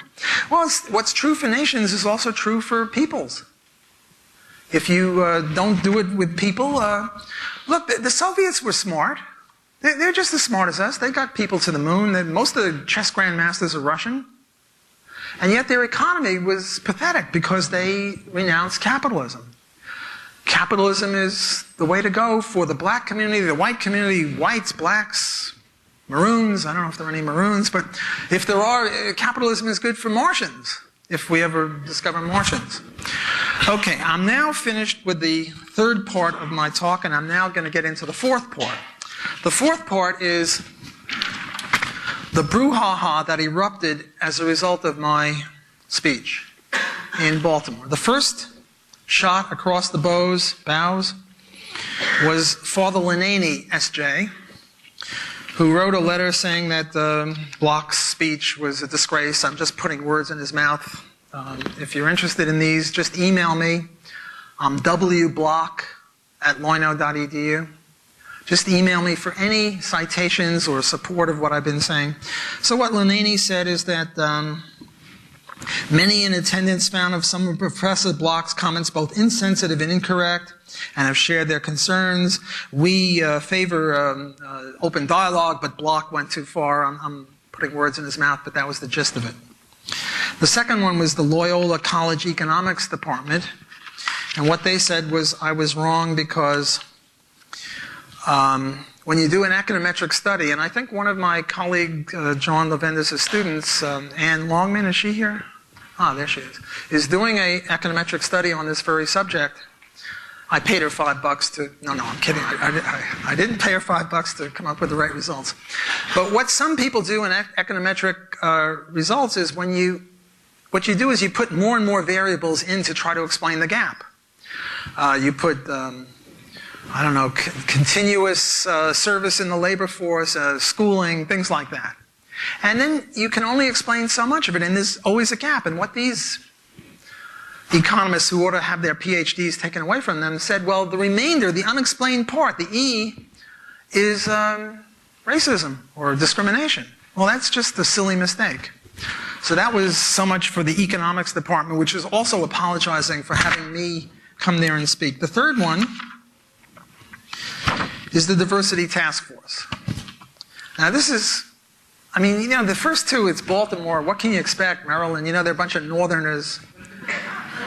But here, it's right here in New Orleans, in Louisiana, at the Loyola University of New Orleans. And here, let me read the whole thing. It's not very long. In reference to the Times-Picayune article, A Tough Sell in the Marketplace by James Gill, namely they're not basing it on what I said, but on what Gill said that I said. As Loyola's University Diversity Committee, we are dedicated to promoting an appreciation for the valuable contributions of all, instilling in every one of our students a desire to pursue excellence and to be women and men in solidarity with others. We also hold to the Jesuit ideal of rigorous intellectual examination in the pursuit of truth and therefore defend the right of academic freedom. However, namely everything that went before this, however you sort of... It is our responsibility to respond critically to statements made by members of the Loyola University that run counter to our commitment to inclusion and that marginalize women and African Americans, the majority of our community. Professor Walter Block's reductionist statements about the productivity of African Americans and women in the marketplace ignore critical factors and structural patterns of inequality. His flawed remarks are dangerous, fueling those with prejudices to conform their biased views. We must recognize the reality of racism and sexism in our society, whose impact has had long-lasting consequences in the lives of African Americans and women. The Diversity Committee encourages all members of the university to use this event as a catalyst to engage in meaningful dialogue that addresses these issues in a way that moves us closer to our Jesuit ideals. I find this very objectionable. Wing Fock, a colleague of mine in the business school, went so far as to say, the burden of proof rests on me to prove that I'm not a racist. Well, look, you people have now heard me for an hour and a half, rattling on. If you think I'm a racist, that's up to you, but at least it's based on what I said. Whereas the Diversity Committee was basing it on not what I said, no quotes from me, and I've got a paper trail a mile long.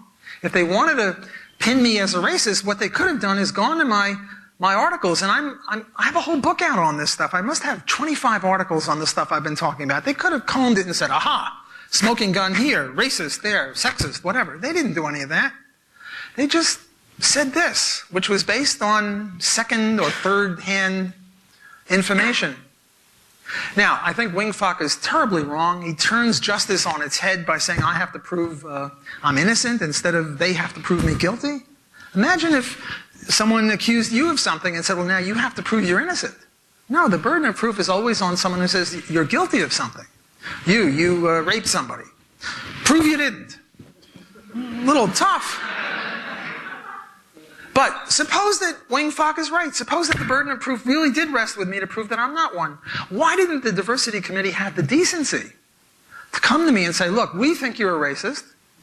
Come to us and prove you're not. In other words, if I have the burden, let me have a shot at overcoming it.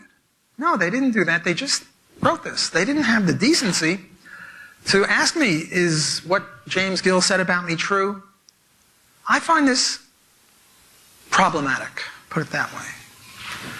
The last, so what I did is I got these letters, and if you didn't get these, I've got more of them in that box, and there are some floating around. And I've got them on email, so if you don't want a hard copy, I can mail them to you. These are just letters from former students of mine who've had me many times saying that pretty much the charges against me are nonsense.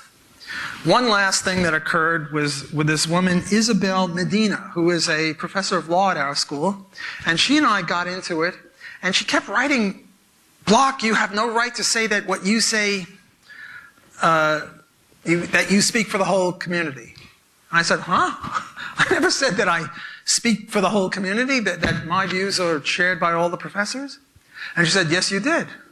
So I said, well, where did I say it? And she would ignore it and reiterate her accusation. And finally, after 4 or 5 emails, by the way, I'm on sabbatical, so I have got a lot of time to do this nonsense. If I weren't on sabbatical, I don't know what I'd do, Well, I know what I would do. I would still get after the bad guys. But, finally what she did is she said something that another journalist said about me that could be construed if you pushed to say that, yes, I thought that I speak for the whole community. But I never said anything like that. I don't for a moment believe that. Last year I won the Dux Academicus Award for the best something or other here. Teacher, researcher, I forget what it was. And one of the things I'm sorry? I miss out on all the good jokes. And one of the things I said is I complimented all of my colleagues who awarded it to me because they know that my views are very different from theirs, and the fact that they would award me in this way shows something about them. So I know full well that I don't speak for the university, and Father Kevin Wilds wrote a very reasonable letter saying, Block doesn't speak for the community, and Loyola is a place where we allow ideas to percolate and where we allow different viewpoints. And I think that was eminently reasonable. I have now concluded my formal remarks. Thank you.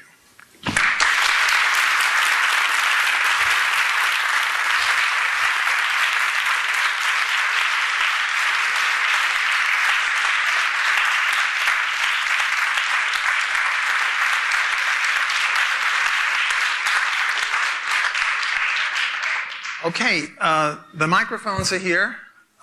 Please come up to the microphones. As Bill said, we encourage we're having affirmative action for critics.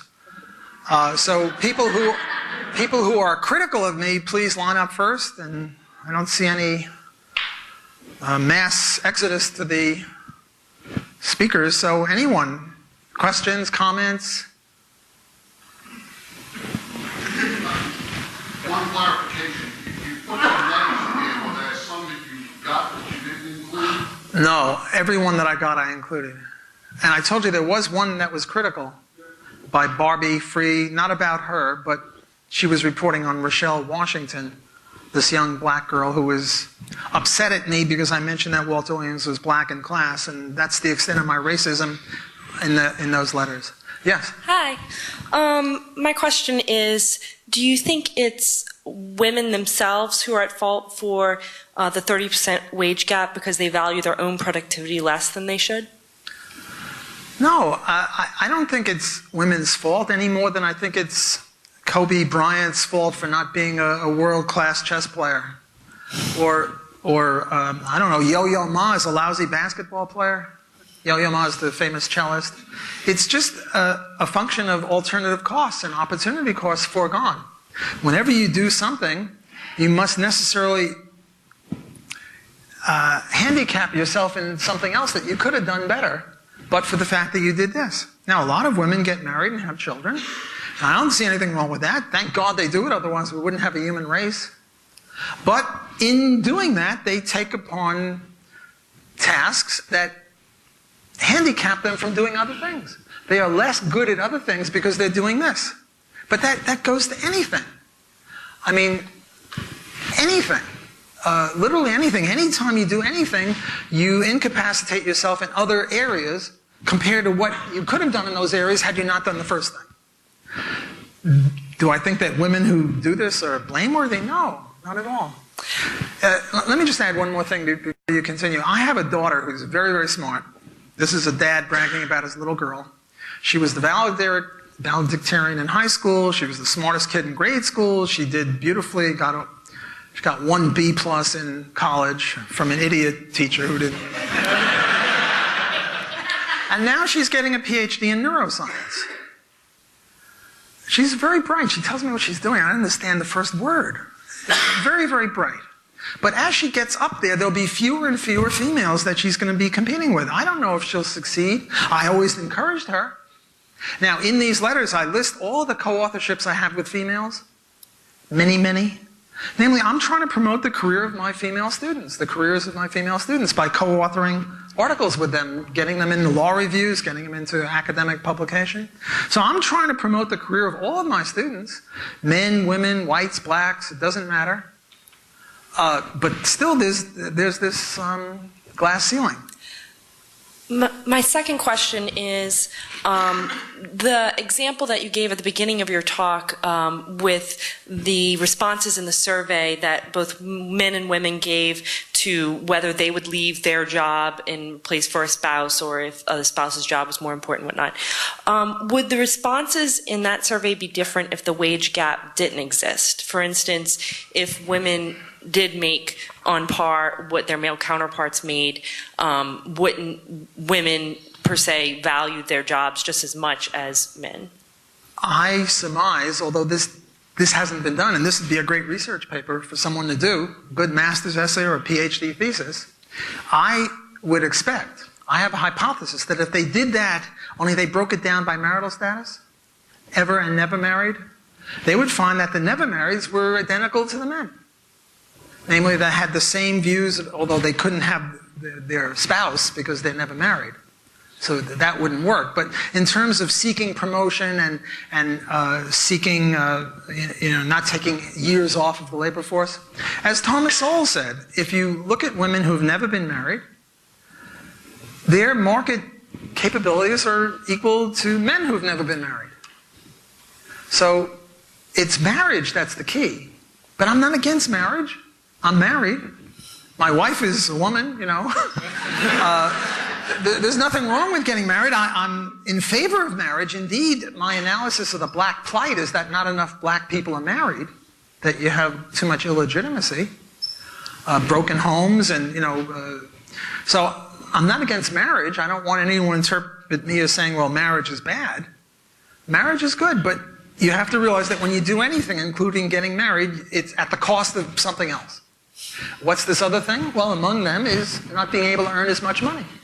Because you got kids. Many of you people don't have kids yet, but the people that have got kids in this room know kids take a lot of energy. And the wife bears the disproportionate brunt of that, and it shows in the fact that she can't earn as much money. Like take two chemists where the husband chemist says, "What's for dinner, dear?" That's assuming no kids. If she had kids, she wouldn't be at the lab. Thank you. Thank you. I've said some provocative things. Surely there are some people that want to say something? Yes? I've got a positive comment. Go ahead. I think you described very eloquently the causes behind black and white wage discrepancies. Could we assume that the same discrepancies exist between maybe Asians and whites, and that the causes for the depressing of black wages would be the same causes for the depressing of white wages as compared to Asian wages? Well, according to Murray and Herrnstein, the bell curve, there are differences between Orientals and whites and blacks and other groups in IQ. Now, I don't know to the extent to which this is true or a good explanation. As I say, it's a little outside of my area. But according to them, there are reasons why Orientals earn more than whites. The ranking is Orientals first, whites, blacks. Could it also be attested to minimum wage or the welfare state in any way? Do you think? I mean, that's a submission, obviously. There's no evidence for that. Well, these are very good questions. I confess I haven't really thought about them, but they would be very good research agendas for people to delve further into that. Okay. I'm sorry, I don't know the answer to that one. Come on, you guys. I'll give you a nickel if you come up and... Only a nickel, so... In regards to you saying we should get rid of welfare and public housing, what would happen if we were to do that? Then that would leave a lot of people without proper means to get educations and live in a suitable home. Well, go ahead. But so if you would just take that away, right now you'd have to come up with some other system to kind of wean it off of the welfare. Am I correct? Yeah, I've got a great other system. It's called free enterprise. It worked very well. It works across nations, across peoples. If the black family were intact, they wouldn't need the welfare that ruined their black family in the first place. Now, public housing is a horrendous sort of a thing. The reason we got into public housing is we had rent control, which ruined the private market. See, a lot of times you get this modality where the government interferes and says, aha, the market isn't working. It's a market failure, but it was because of the government interference in the first place. And then they say, well, we have to fix that up. And we have to fix that up. And I have all these theories about, well, we can't build public housing high and we can't build it wide or whatever. Jane Jacobs is my guru on public housing, and what she says is that public housing has got two... Hey, Patrick, how's it going? I didn't notice you. An old student of mine. She said there are two problems. One is they have this inveterate hate of commerce. in public housing, you never see stores anywhere, like on the ground floor. In a lot of large cities, the high-rise has on the first floor stores. And what he says is that this takes eyes off the street, because when there's commerce, people are going in and out, you can look. And in public housing, there's nothing to look, so you don't get the yenta, Y-E-N-T-A, a Yiddish word. Old lady who looks down and calls the police if there's any problem. So Jane Jacobs says it's much less safe. But then the other thing is, public housing has a cutoff point. In other words, poor people can't go into public housing. Only poor people can go in public housing.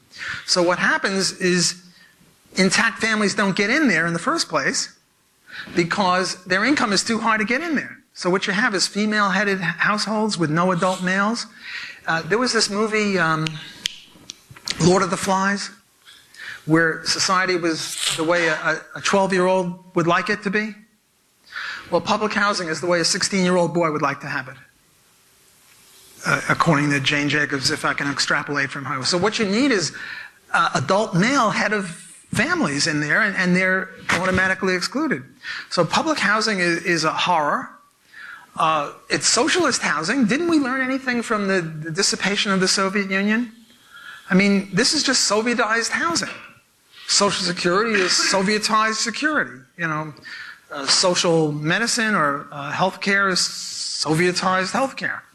If we would get rid of it all and move toward a free enterprise system, black people and all people would be much better off.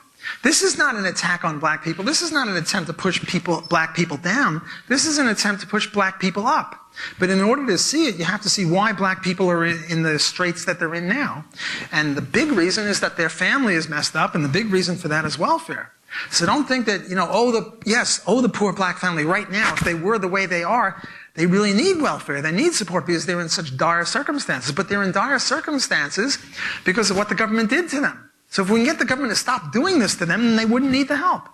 Look, we didn't have welfare before 1965 is when it really got going. We didn't have it much before that. It was very, very little. This is the Charles Murray Losing Ground book.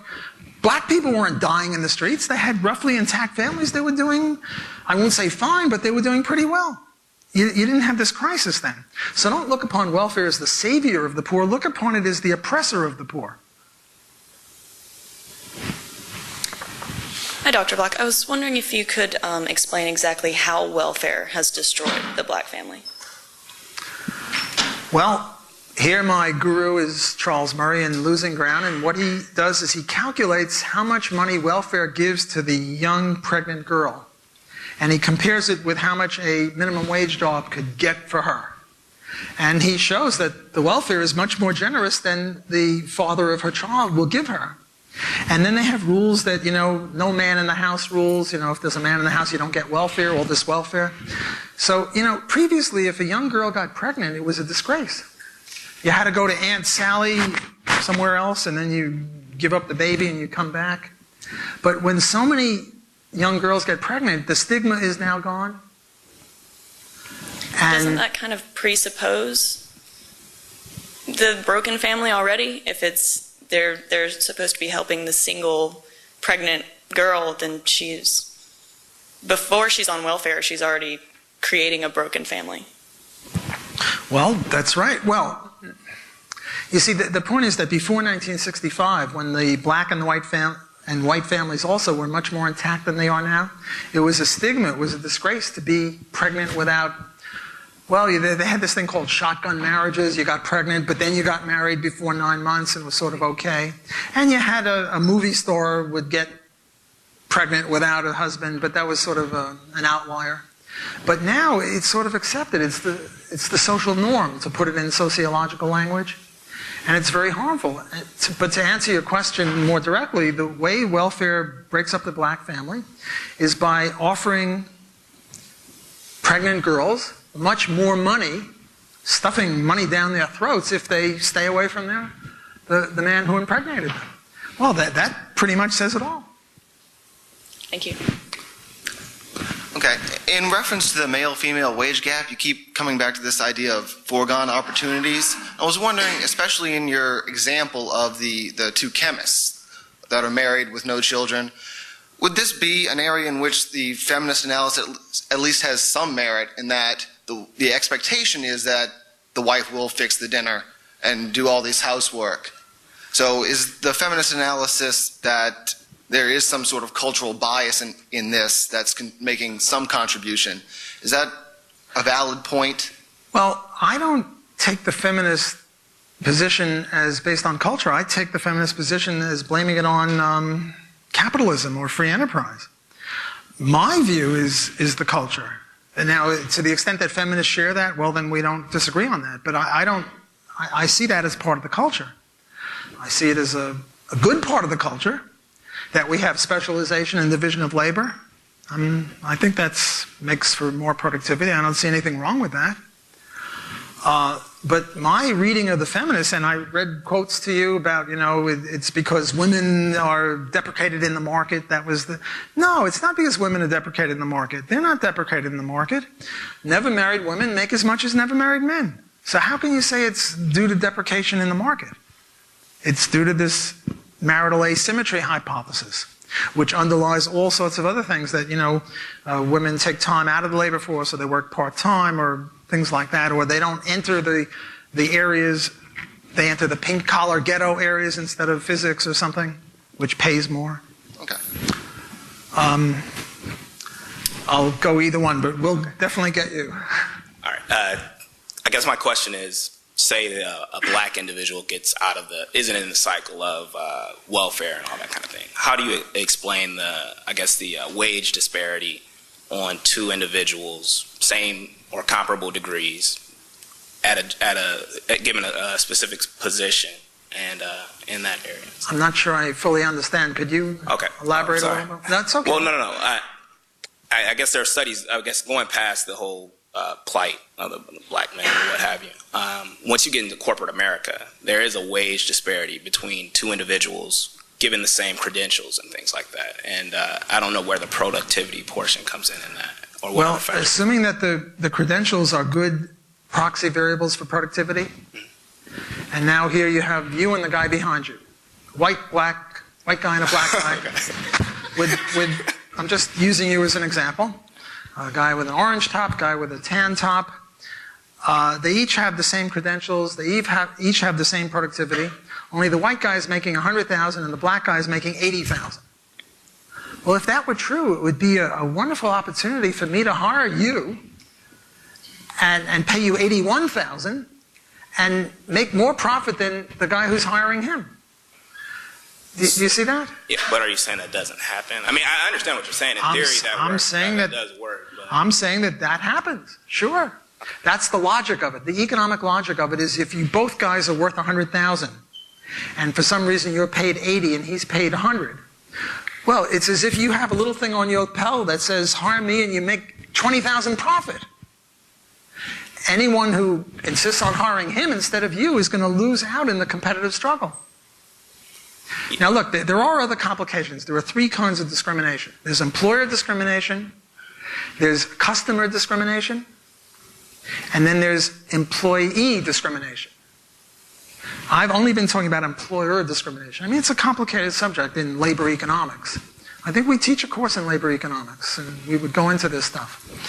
I've only been discussing employer discrimination.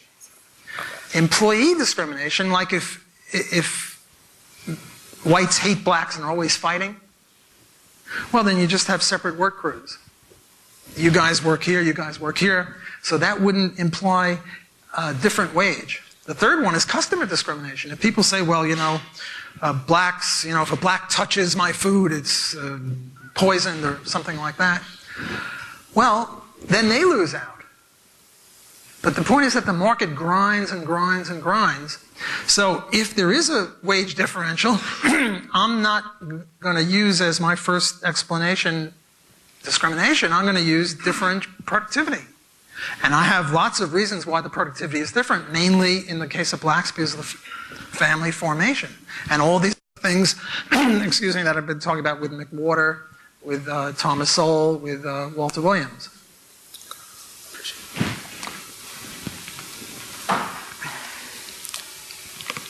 Well, we disagree on a lot of things. You have a lot of facts, and there are important things that are a part of truth.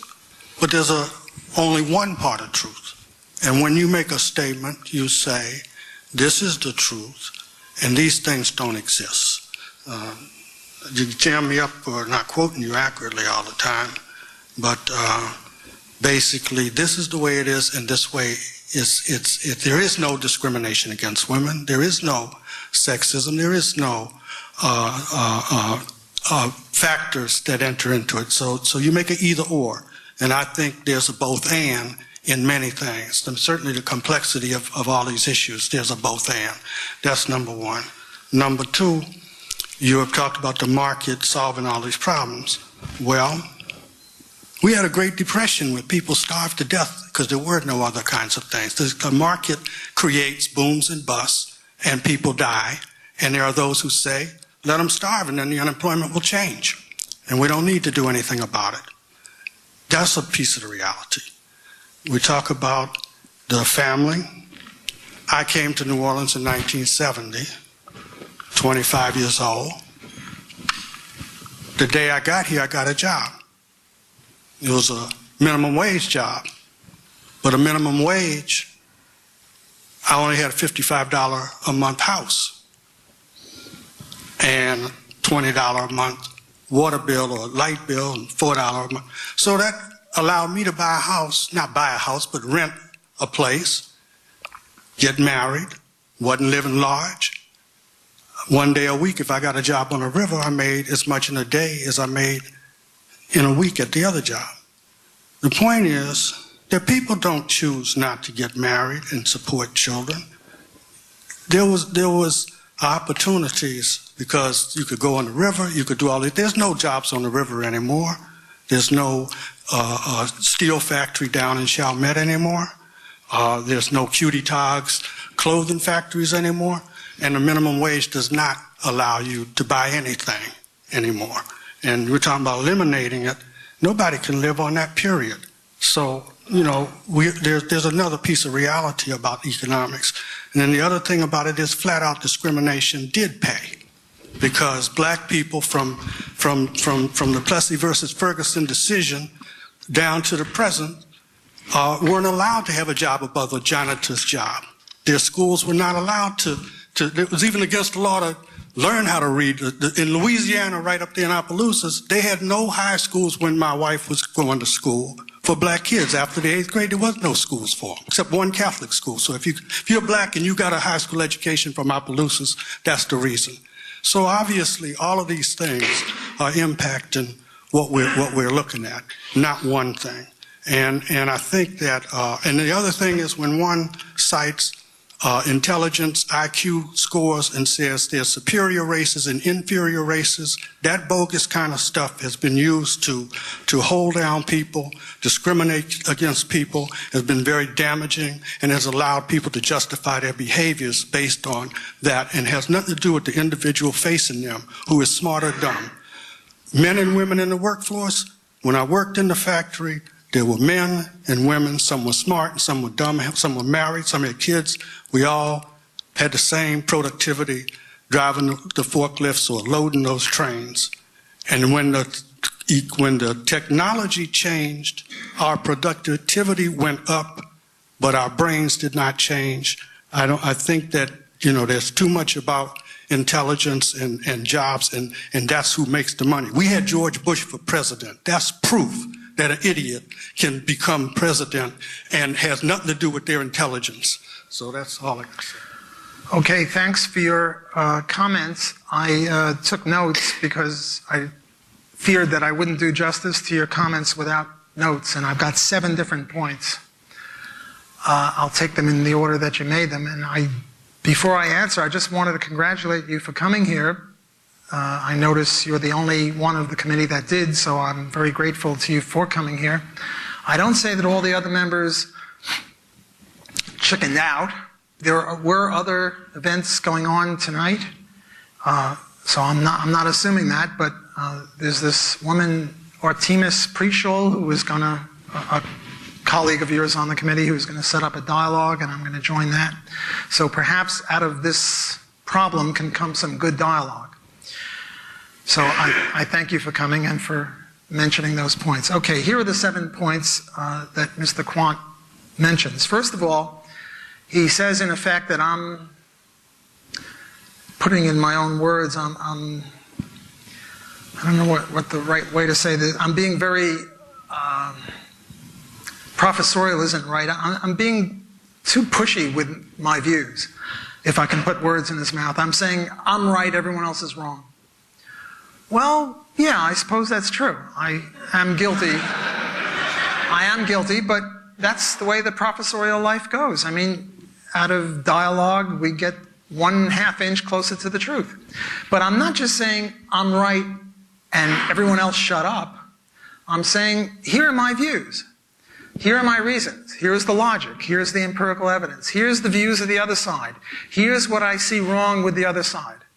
I never cram anything down anyone's throat. I'm professing in my own classes. I never ask a question, do you agree with me on this? And if you do, I give you a good mark, and if you don't, I don't. If you look at these term papers that turn into refereed journal articles, I'm very proud of all of them, but I'm most proud of the ones where I get students who are 180 degrees opposite me, really bitter market critics, and I help them get published anyway, and I give them A's. Jordan Schneider, I don't know if any of you know her, she's got 2 publications on that list. I list all my, well, I don't list hers. I don't list her because she's got single author publications. See, I can't co-author something with a student that I disagree with. Just can't do that. But she has 2 publications in referee journals that started out as term papers in my class, and she's 180 degrees opposite me. And the same with this young black girl, let me see, Tunisia Arsenault, also took a point of view the exact opposite of me. I favor reparations for black slavery, and she didn't like my views. But I'm very proud of the fact that I support the careers of people that disagree with me. So I'm not being, the word I was looking for was imperious. I'm not imperious. I'm not saying, look, I'm right, and if you don't agree with me, I'm failing you. I think that would be despicable. And I've been the victim of stuff like that too, when I was a student. I didn't much like it, and I certainly wouldn't do it. So I reject the charge of being imperious, but I accept the charge of being a professor and professing something. I mean, some people are very even-handed. You can never tell what their views are. I'm not like that. Different people have different styles. The second one is the depression. Mr. Quant said we have a depression and people were starving. Well, I don't know if they were starving, but they were doing very, very badly. Bill Barnett and I are coming out with a book. The title is Essays in Macroeconomics, a Free Market Perspective, something like that. And we go over in 300 pages why it is that the government created the depression. And I'm not going to spend the 10 hours that would be necessary now to tell you about that. If anyone wants, email me and I'll send you more stuff than you really want to read. The third one is the minimum wage. Yes, the minimum wage isn't very high. It's $7 an hour. I think with Obama it'll be up to 10 before we know it because we have to have a living wage. But this is a complete misconception. The minimum wage doesn't help anyone. The minimum wage hurts people, and it hurts disproportionately black people, as shown by the slide that I showed you, where black teenage unemployment is twice as much as white teenage unemployment and 4 times as much as adult white teenage unemployment. This is a disgrace that black people are so discriminated against, and there is racial discrimination. It only comes out when the government short-circuits the market. When the market is short-circuited through the minimum wage, there was this guy who asked the question, the guy in the orange top out there. Remember I was saying if you're making $80,000, I have an incentive to hire you, but not if there's a minimum wage, and then all bets are off. So the minimum wage, if you would study this carefully, you would see that it is the exact opposite of helping the downtrodden. It hurts the downtrodden. What it really is a plot on the part of unions to raise wages of their competing unskilled workers to unemploy them. You see, when a union asks for a wage increase, the first thing the employer thinks of is, well, one factor of production is now more expensive. How can I substitute away from these guys? And one way to substitute away from them is with low-wage workers. You fire one union worker, you hire 3 unskilled workers, and you can get the job done. The last thing the union wants is for you to hire three unskilled workers who are disproportionately black. Now, in the old days, what they would do is they'd call them scabs and they'd try to beat them up. But now they're more white-collarish, and they get a law passed, and the law makes it impossible or uneconomic to hire them. That's the minimum wage law. So I think you and I have great disagreements on the efficacy of the minimum wage law. The third thing he talks about is Plessy-Ferguson and the law. And I agree. I agree here. Let me give you my favorite case. There was this woman, Rosa Parks, who refused to sit in the back of the bus.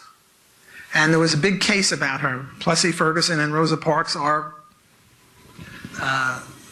important law cases in our jurisprudence. And I asked myself, well, why didn't some other bus company come in, owned by a white or a black or a Martian, it doesn't matter, and set up another bus line and said, look, blacks, you can ride in the front, you can ride in the back, I don't care where you ride. Why didn't someone else do this? See, if black people were unhappy because they were forced to sit in the back of the bus, this is a profit opportunity for someone else, for an entrepreneur to come in and say, I'll set up a bus company and I'll let blacks ride wherever they want. Why didn't someone else do that? Well, the answer was, of course, in order to do that, you had to get the permission of the white racist city council of whatever city it was, and they're not about to give any franchise permission to anyone else. So in other words, the market was not freed to solve the problem. And then people who don't appreciate the beauty of the market say, you see, there's a problem, the market didn't solve it. They don't realize that the government caused it in the first place, just like the Depression was caused by the Federal Reserve System and by fractional reserve banking. This whole problem of blacks in the back of the bus was created because you didn't have free entry, you didn't have competition. And the reason you didn't have it had nothing to do with free enterprise, it had to do with the abnegation of free enterprise. The fifth point is IQ. Yes, IQ is misused. IQ is used by Hitler to do heinous things. Does that mean we should not use IQ anymore? Look, Hitler did a lot of things. Hitler liked, what are those hot dog dogs? Dachshunds. He had dachshunds. He liked dachshunds. Should we not have dachshunds? Hitler was a health food guy. Hitler was against smoking. Should we not be for health food? Look, yes, IQ has been misused, and it's been misused in heinous ways. But that doesn't mean that we can't use the concept. We can use the concept if we want to explain and understand reality in order to solve problems. I get back to what I said at the very beginning. If firemen can't use the word hose or water pressure, if doctors can't use the word MRI or stethoscope, you're not going to have good firemen and good doctors. Well, if economists can't use the word IQ because someone misused it, well, then we're less capable of solving problems and getting to the truth, which is what we want to do. The sixth point is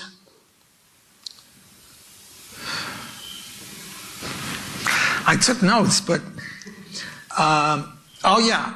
capital. Mr. Kwan quite properly says that when you have more capital, this leads to higher wages, and that's absolutely true. One of the reasons that we are very productive here is because we cooperate with a lot of capital. In many countries, they're still in picks and shovels. Here we're doing steam shovels. This is quite right. By marginal revenue productivity, very harshly criticized. Well, then, to that extent, economics is less able to do what it could otherwise do. I did my dissertation at Columbia University, and I got my PhD in 1972. My dissertation was on rent control. And I started giving speeches on rent control. And I was ready to kick butt. I was ready for any objection to my thesis, but instead, you know what the objections were? Or what the questions were, or what the criticisms were? Am I a landlord? Do I know any landlords? Am I in the pay of landlords? Namely, it was all ad hominems. They didn't have any arguments to use against my views on rent control, namely that it screws up housing. But instead, they resorted to this sort of a thing. Well, things haven't changed in many years.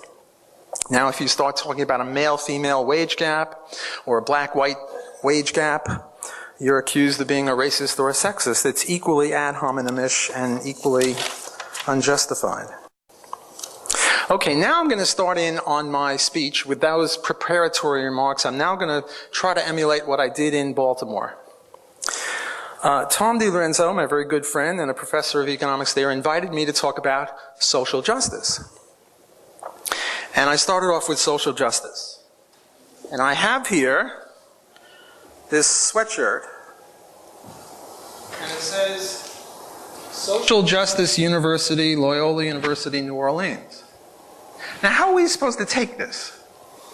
Well, there are two ways to take this. One, Loyola University stands for social justice, and what social justice means is what it usually means in the view of most people, namely egalitarianism, the view that there shouldn't be any rich or any poor, the view that people are rich out of exploiting the poor, and the only way to get rich is to exploit the poor, the view that absent any discrimination or anything untoward, all groups would be equal.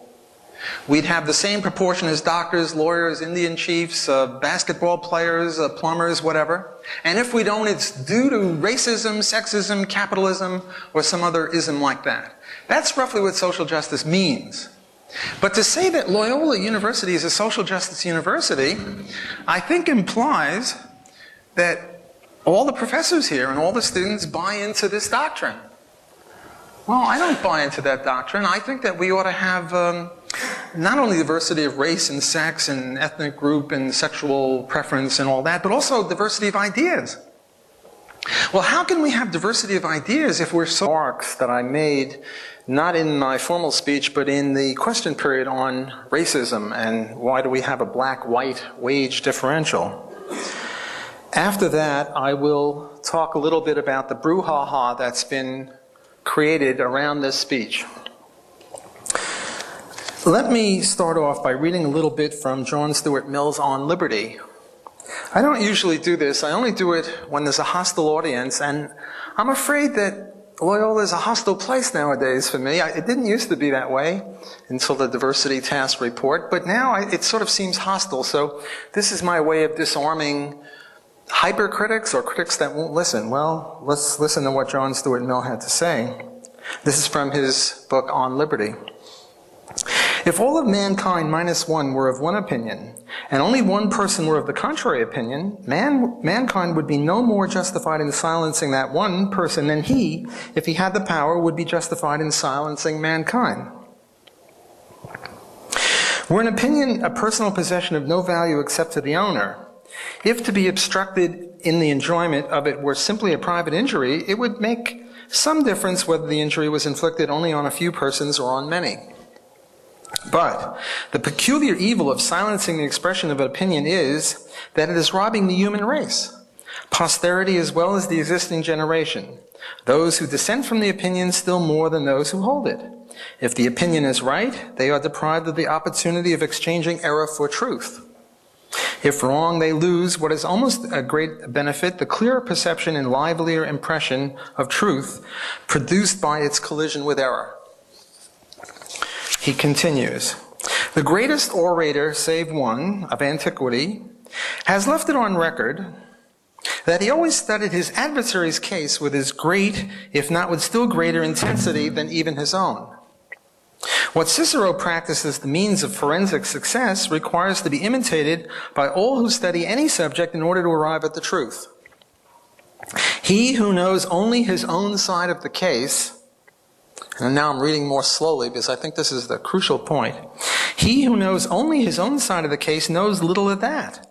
His reasons may be good, and no one may have been able to refute them, but if he is equally unable to refute the reasons on the opposite side, if he does not so much as know what they are, he has no ground for preferring either opinion. The rational position for him would be suspension of judgment, and unless he contents himself with that. Good evening. My name is Bill Barnett. I'm an economist here at Loyola.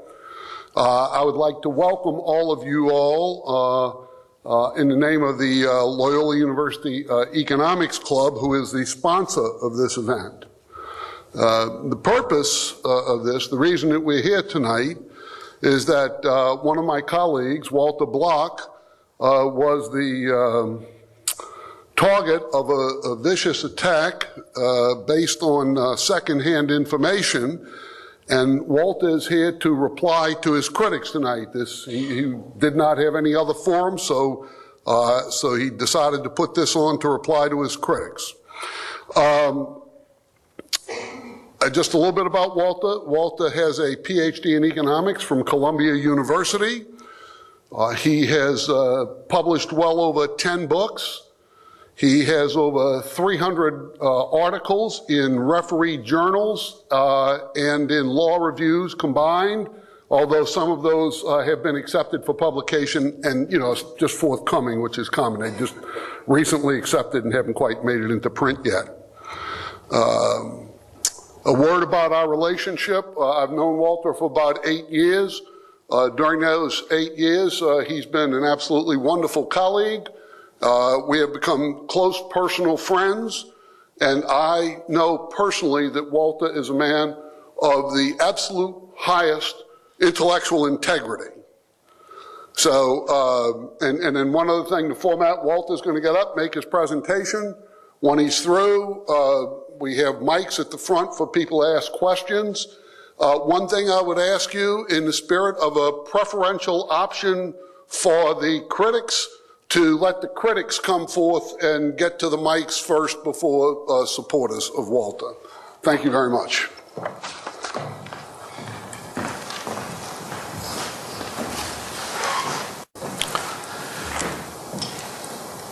Thank you for that kind introduction.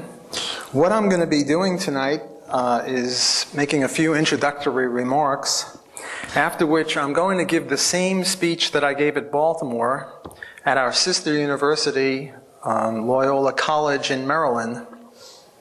Won't be the exact same speech because I don't read speeches, I sort of speak from notes, but I have the same notes, so it'll be roughly the same.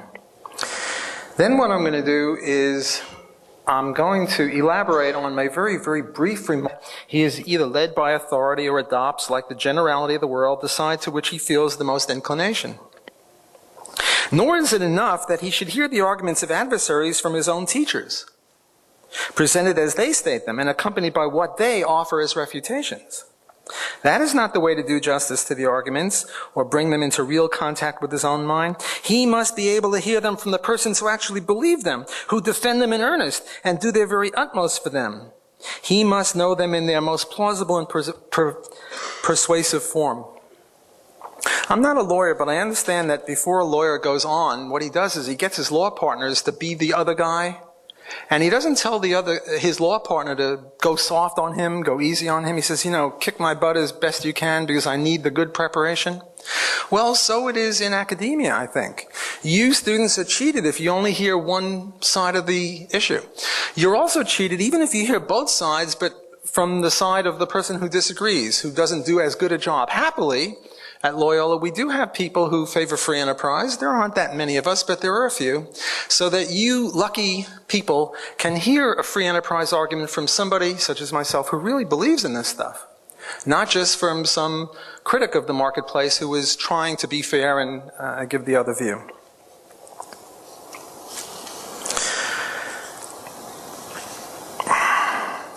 Suppose that you were a basketball coach and you use the words pick and roll, dunk, and defense.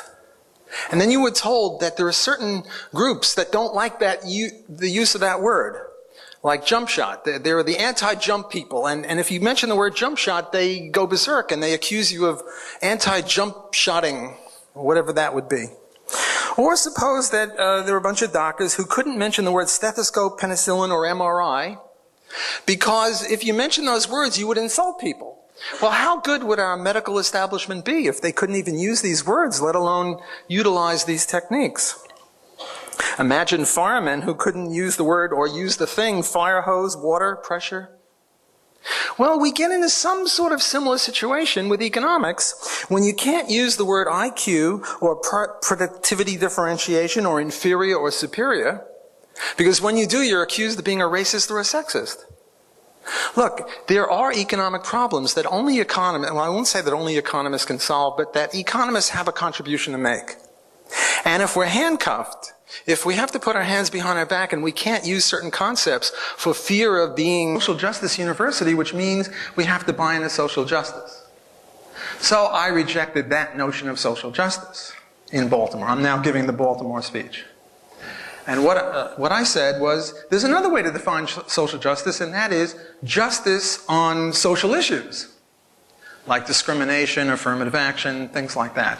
What is the view of justice on that? And if we define it that way, well then the entire Loyola community can be interested in social justice, and who wouldn't be interested in justice from whichever point of view you have on these issues.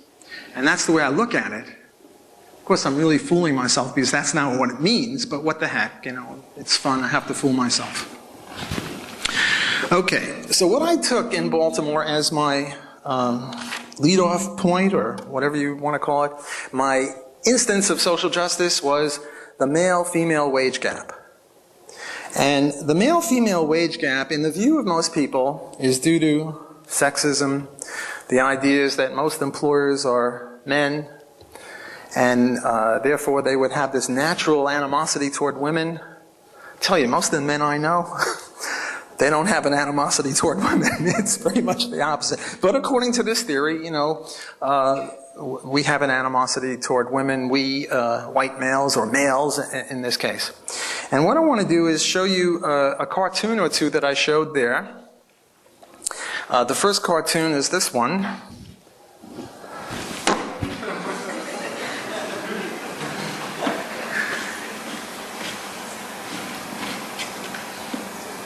Boy, it's not really as clear as it could be, but is that the best we can do, Clinton?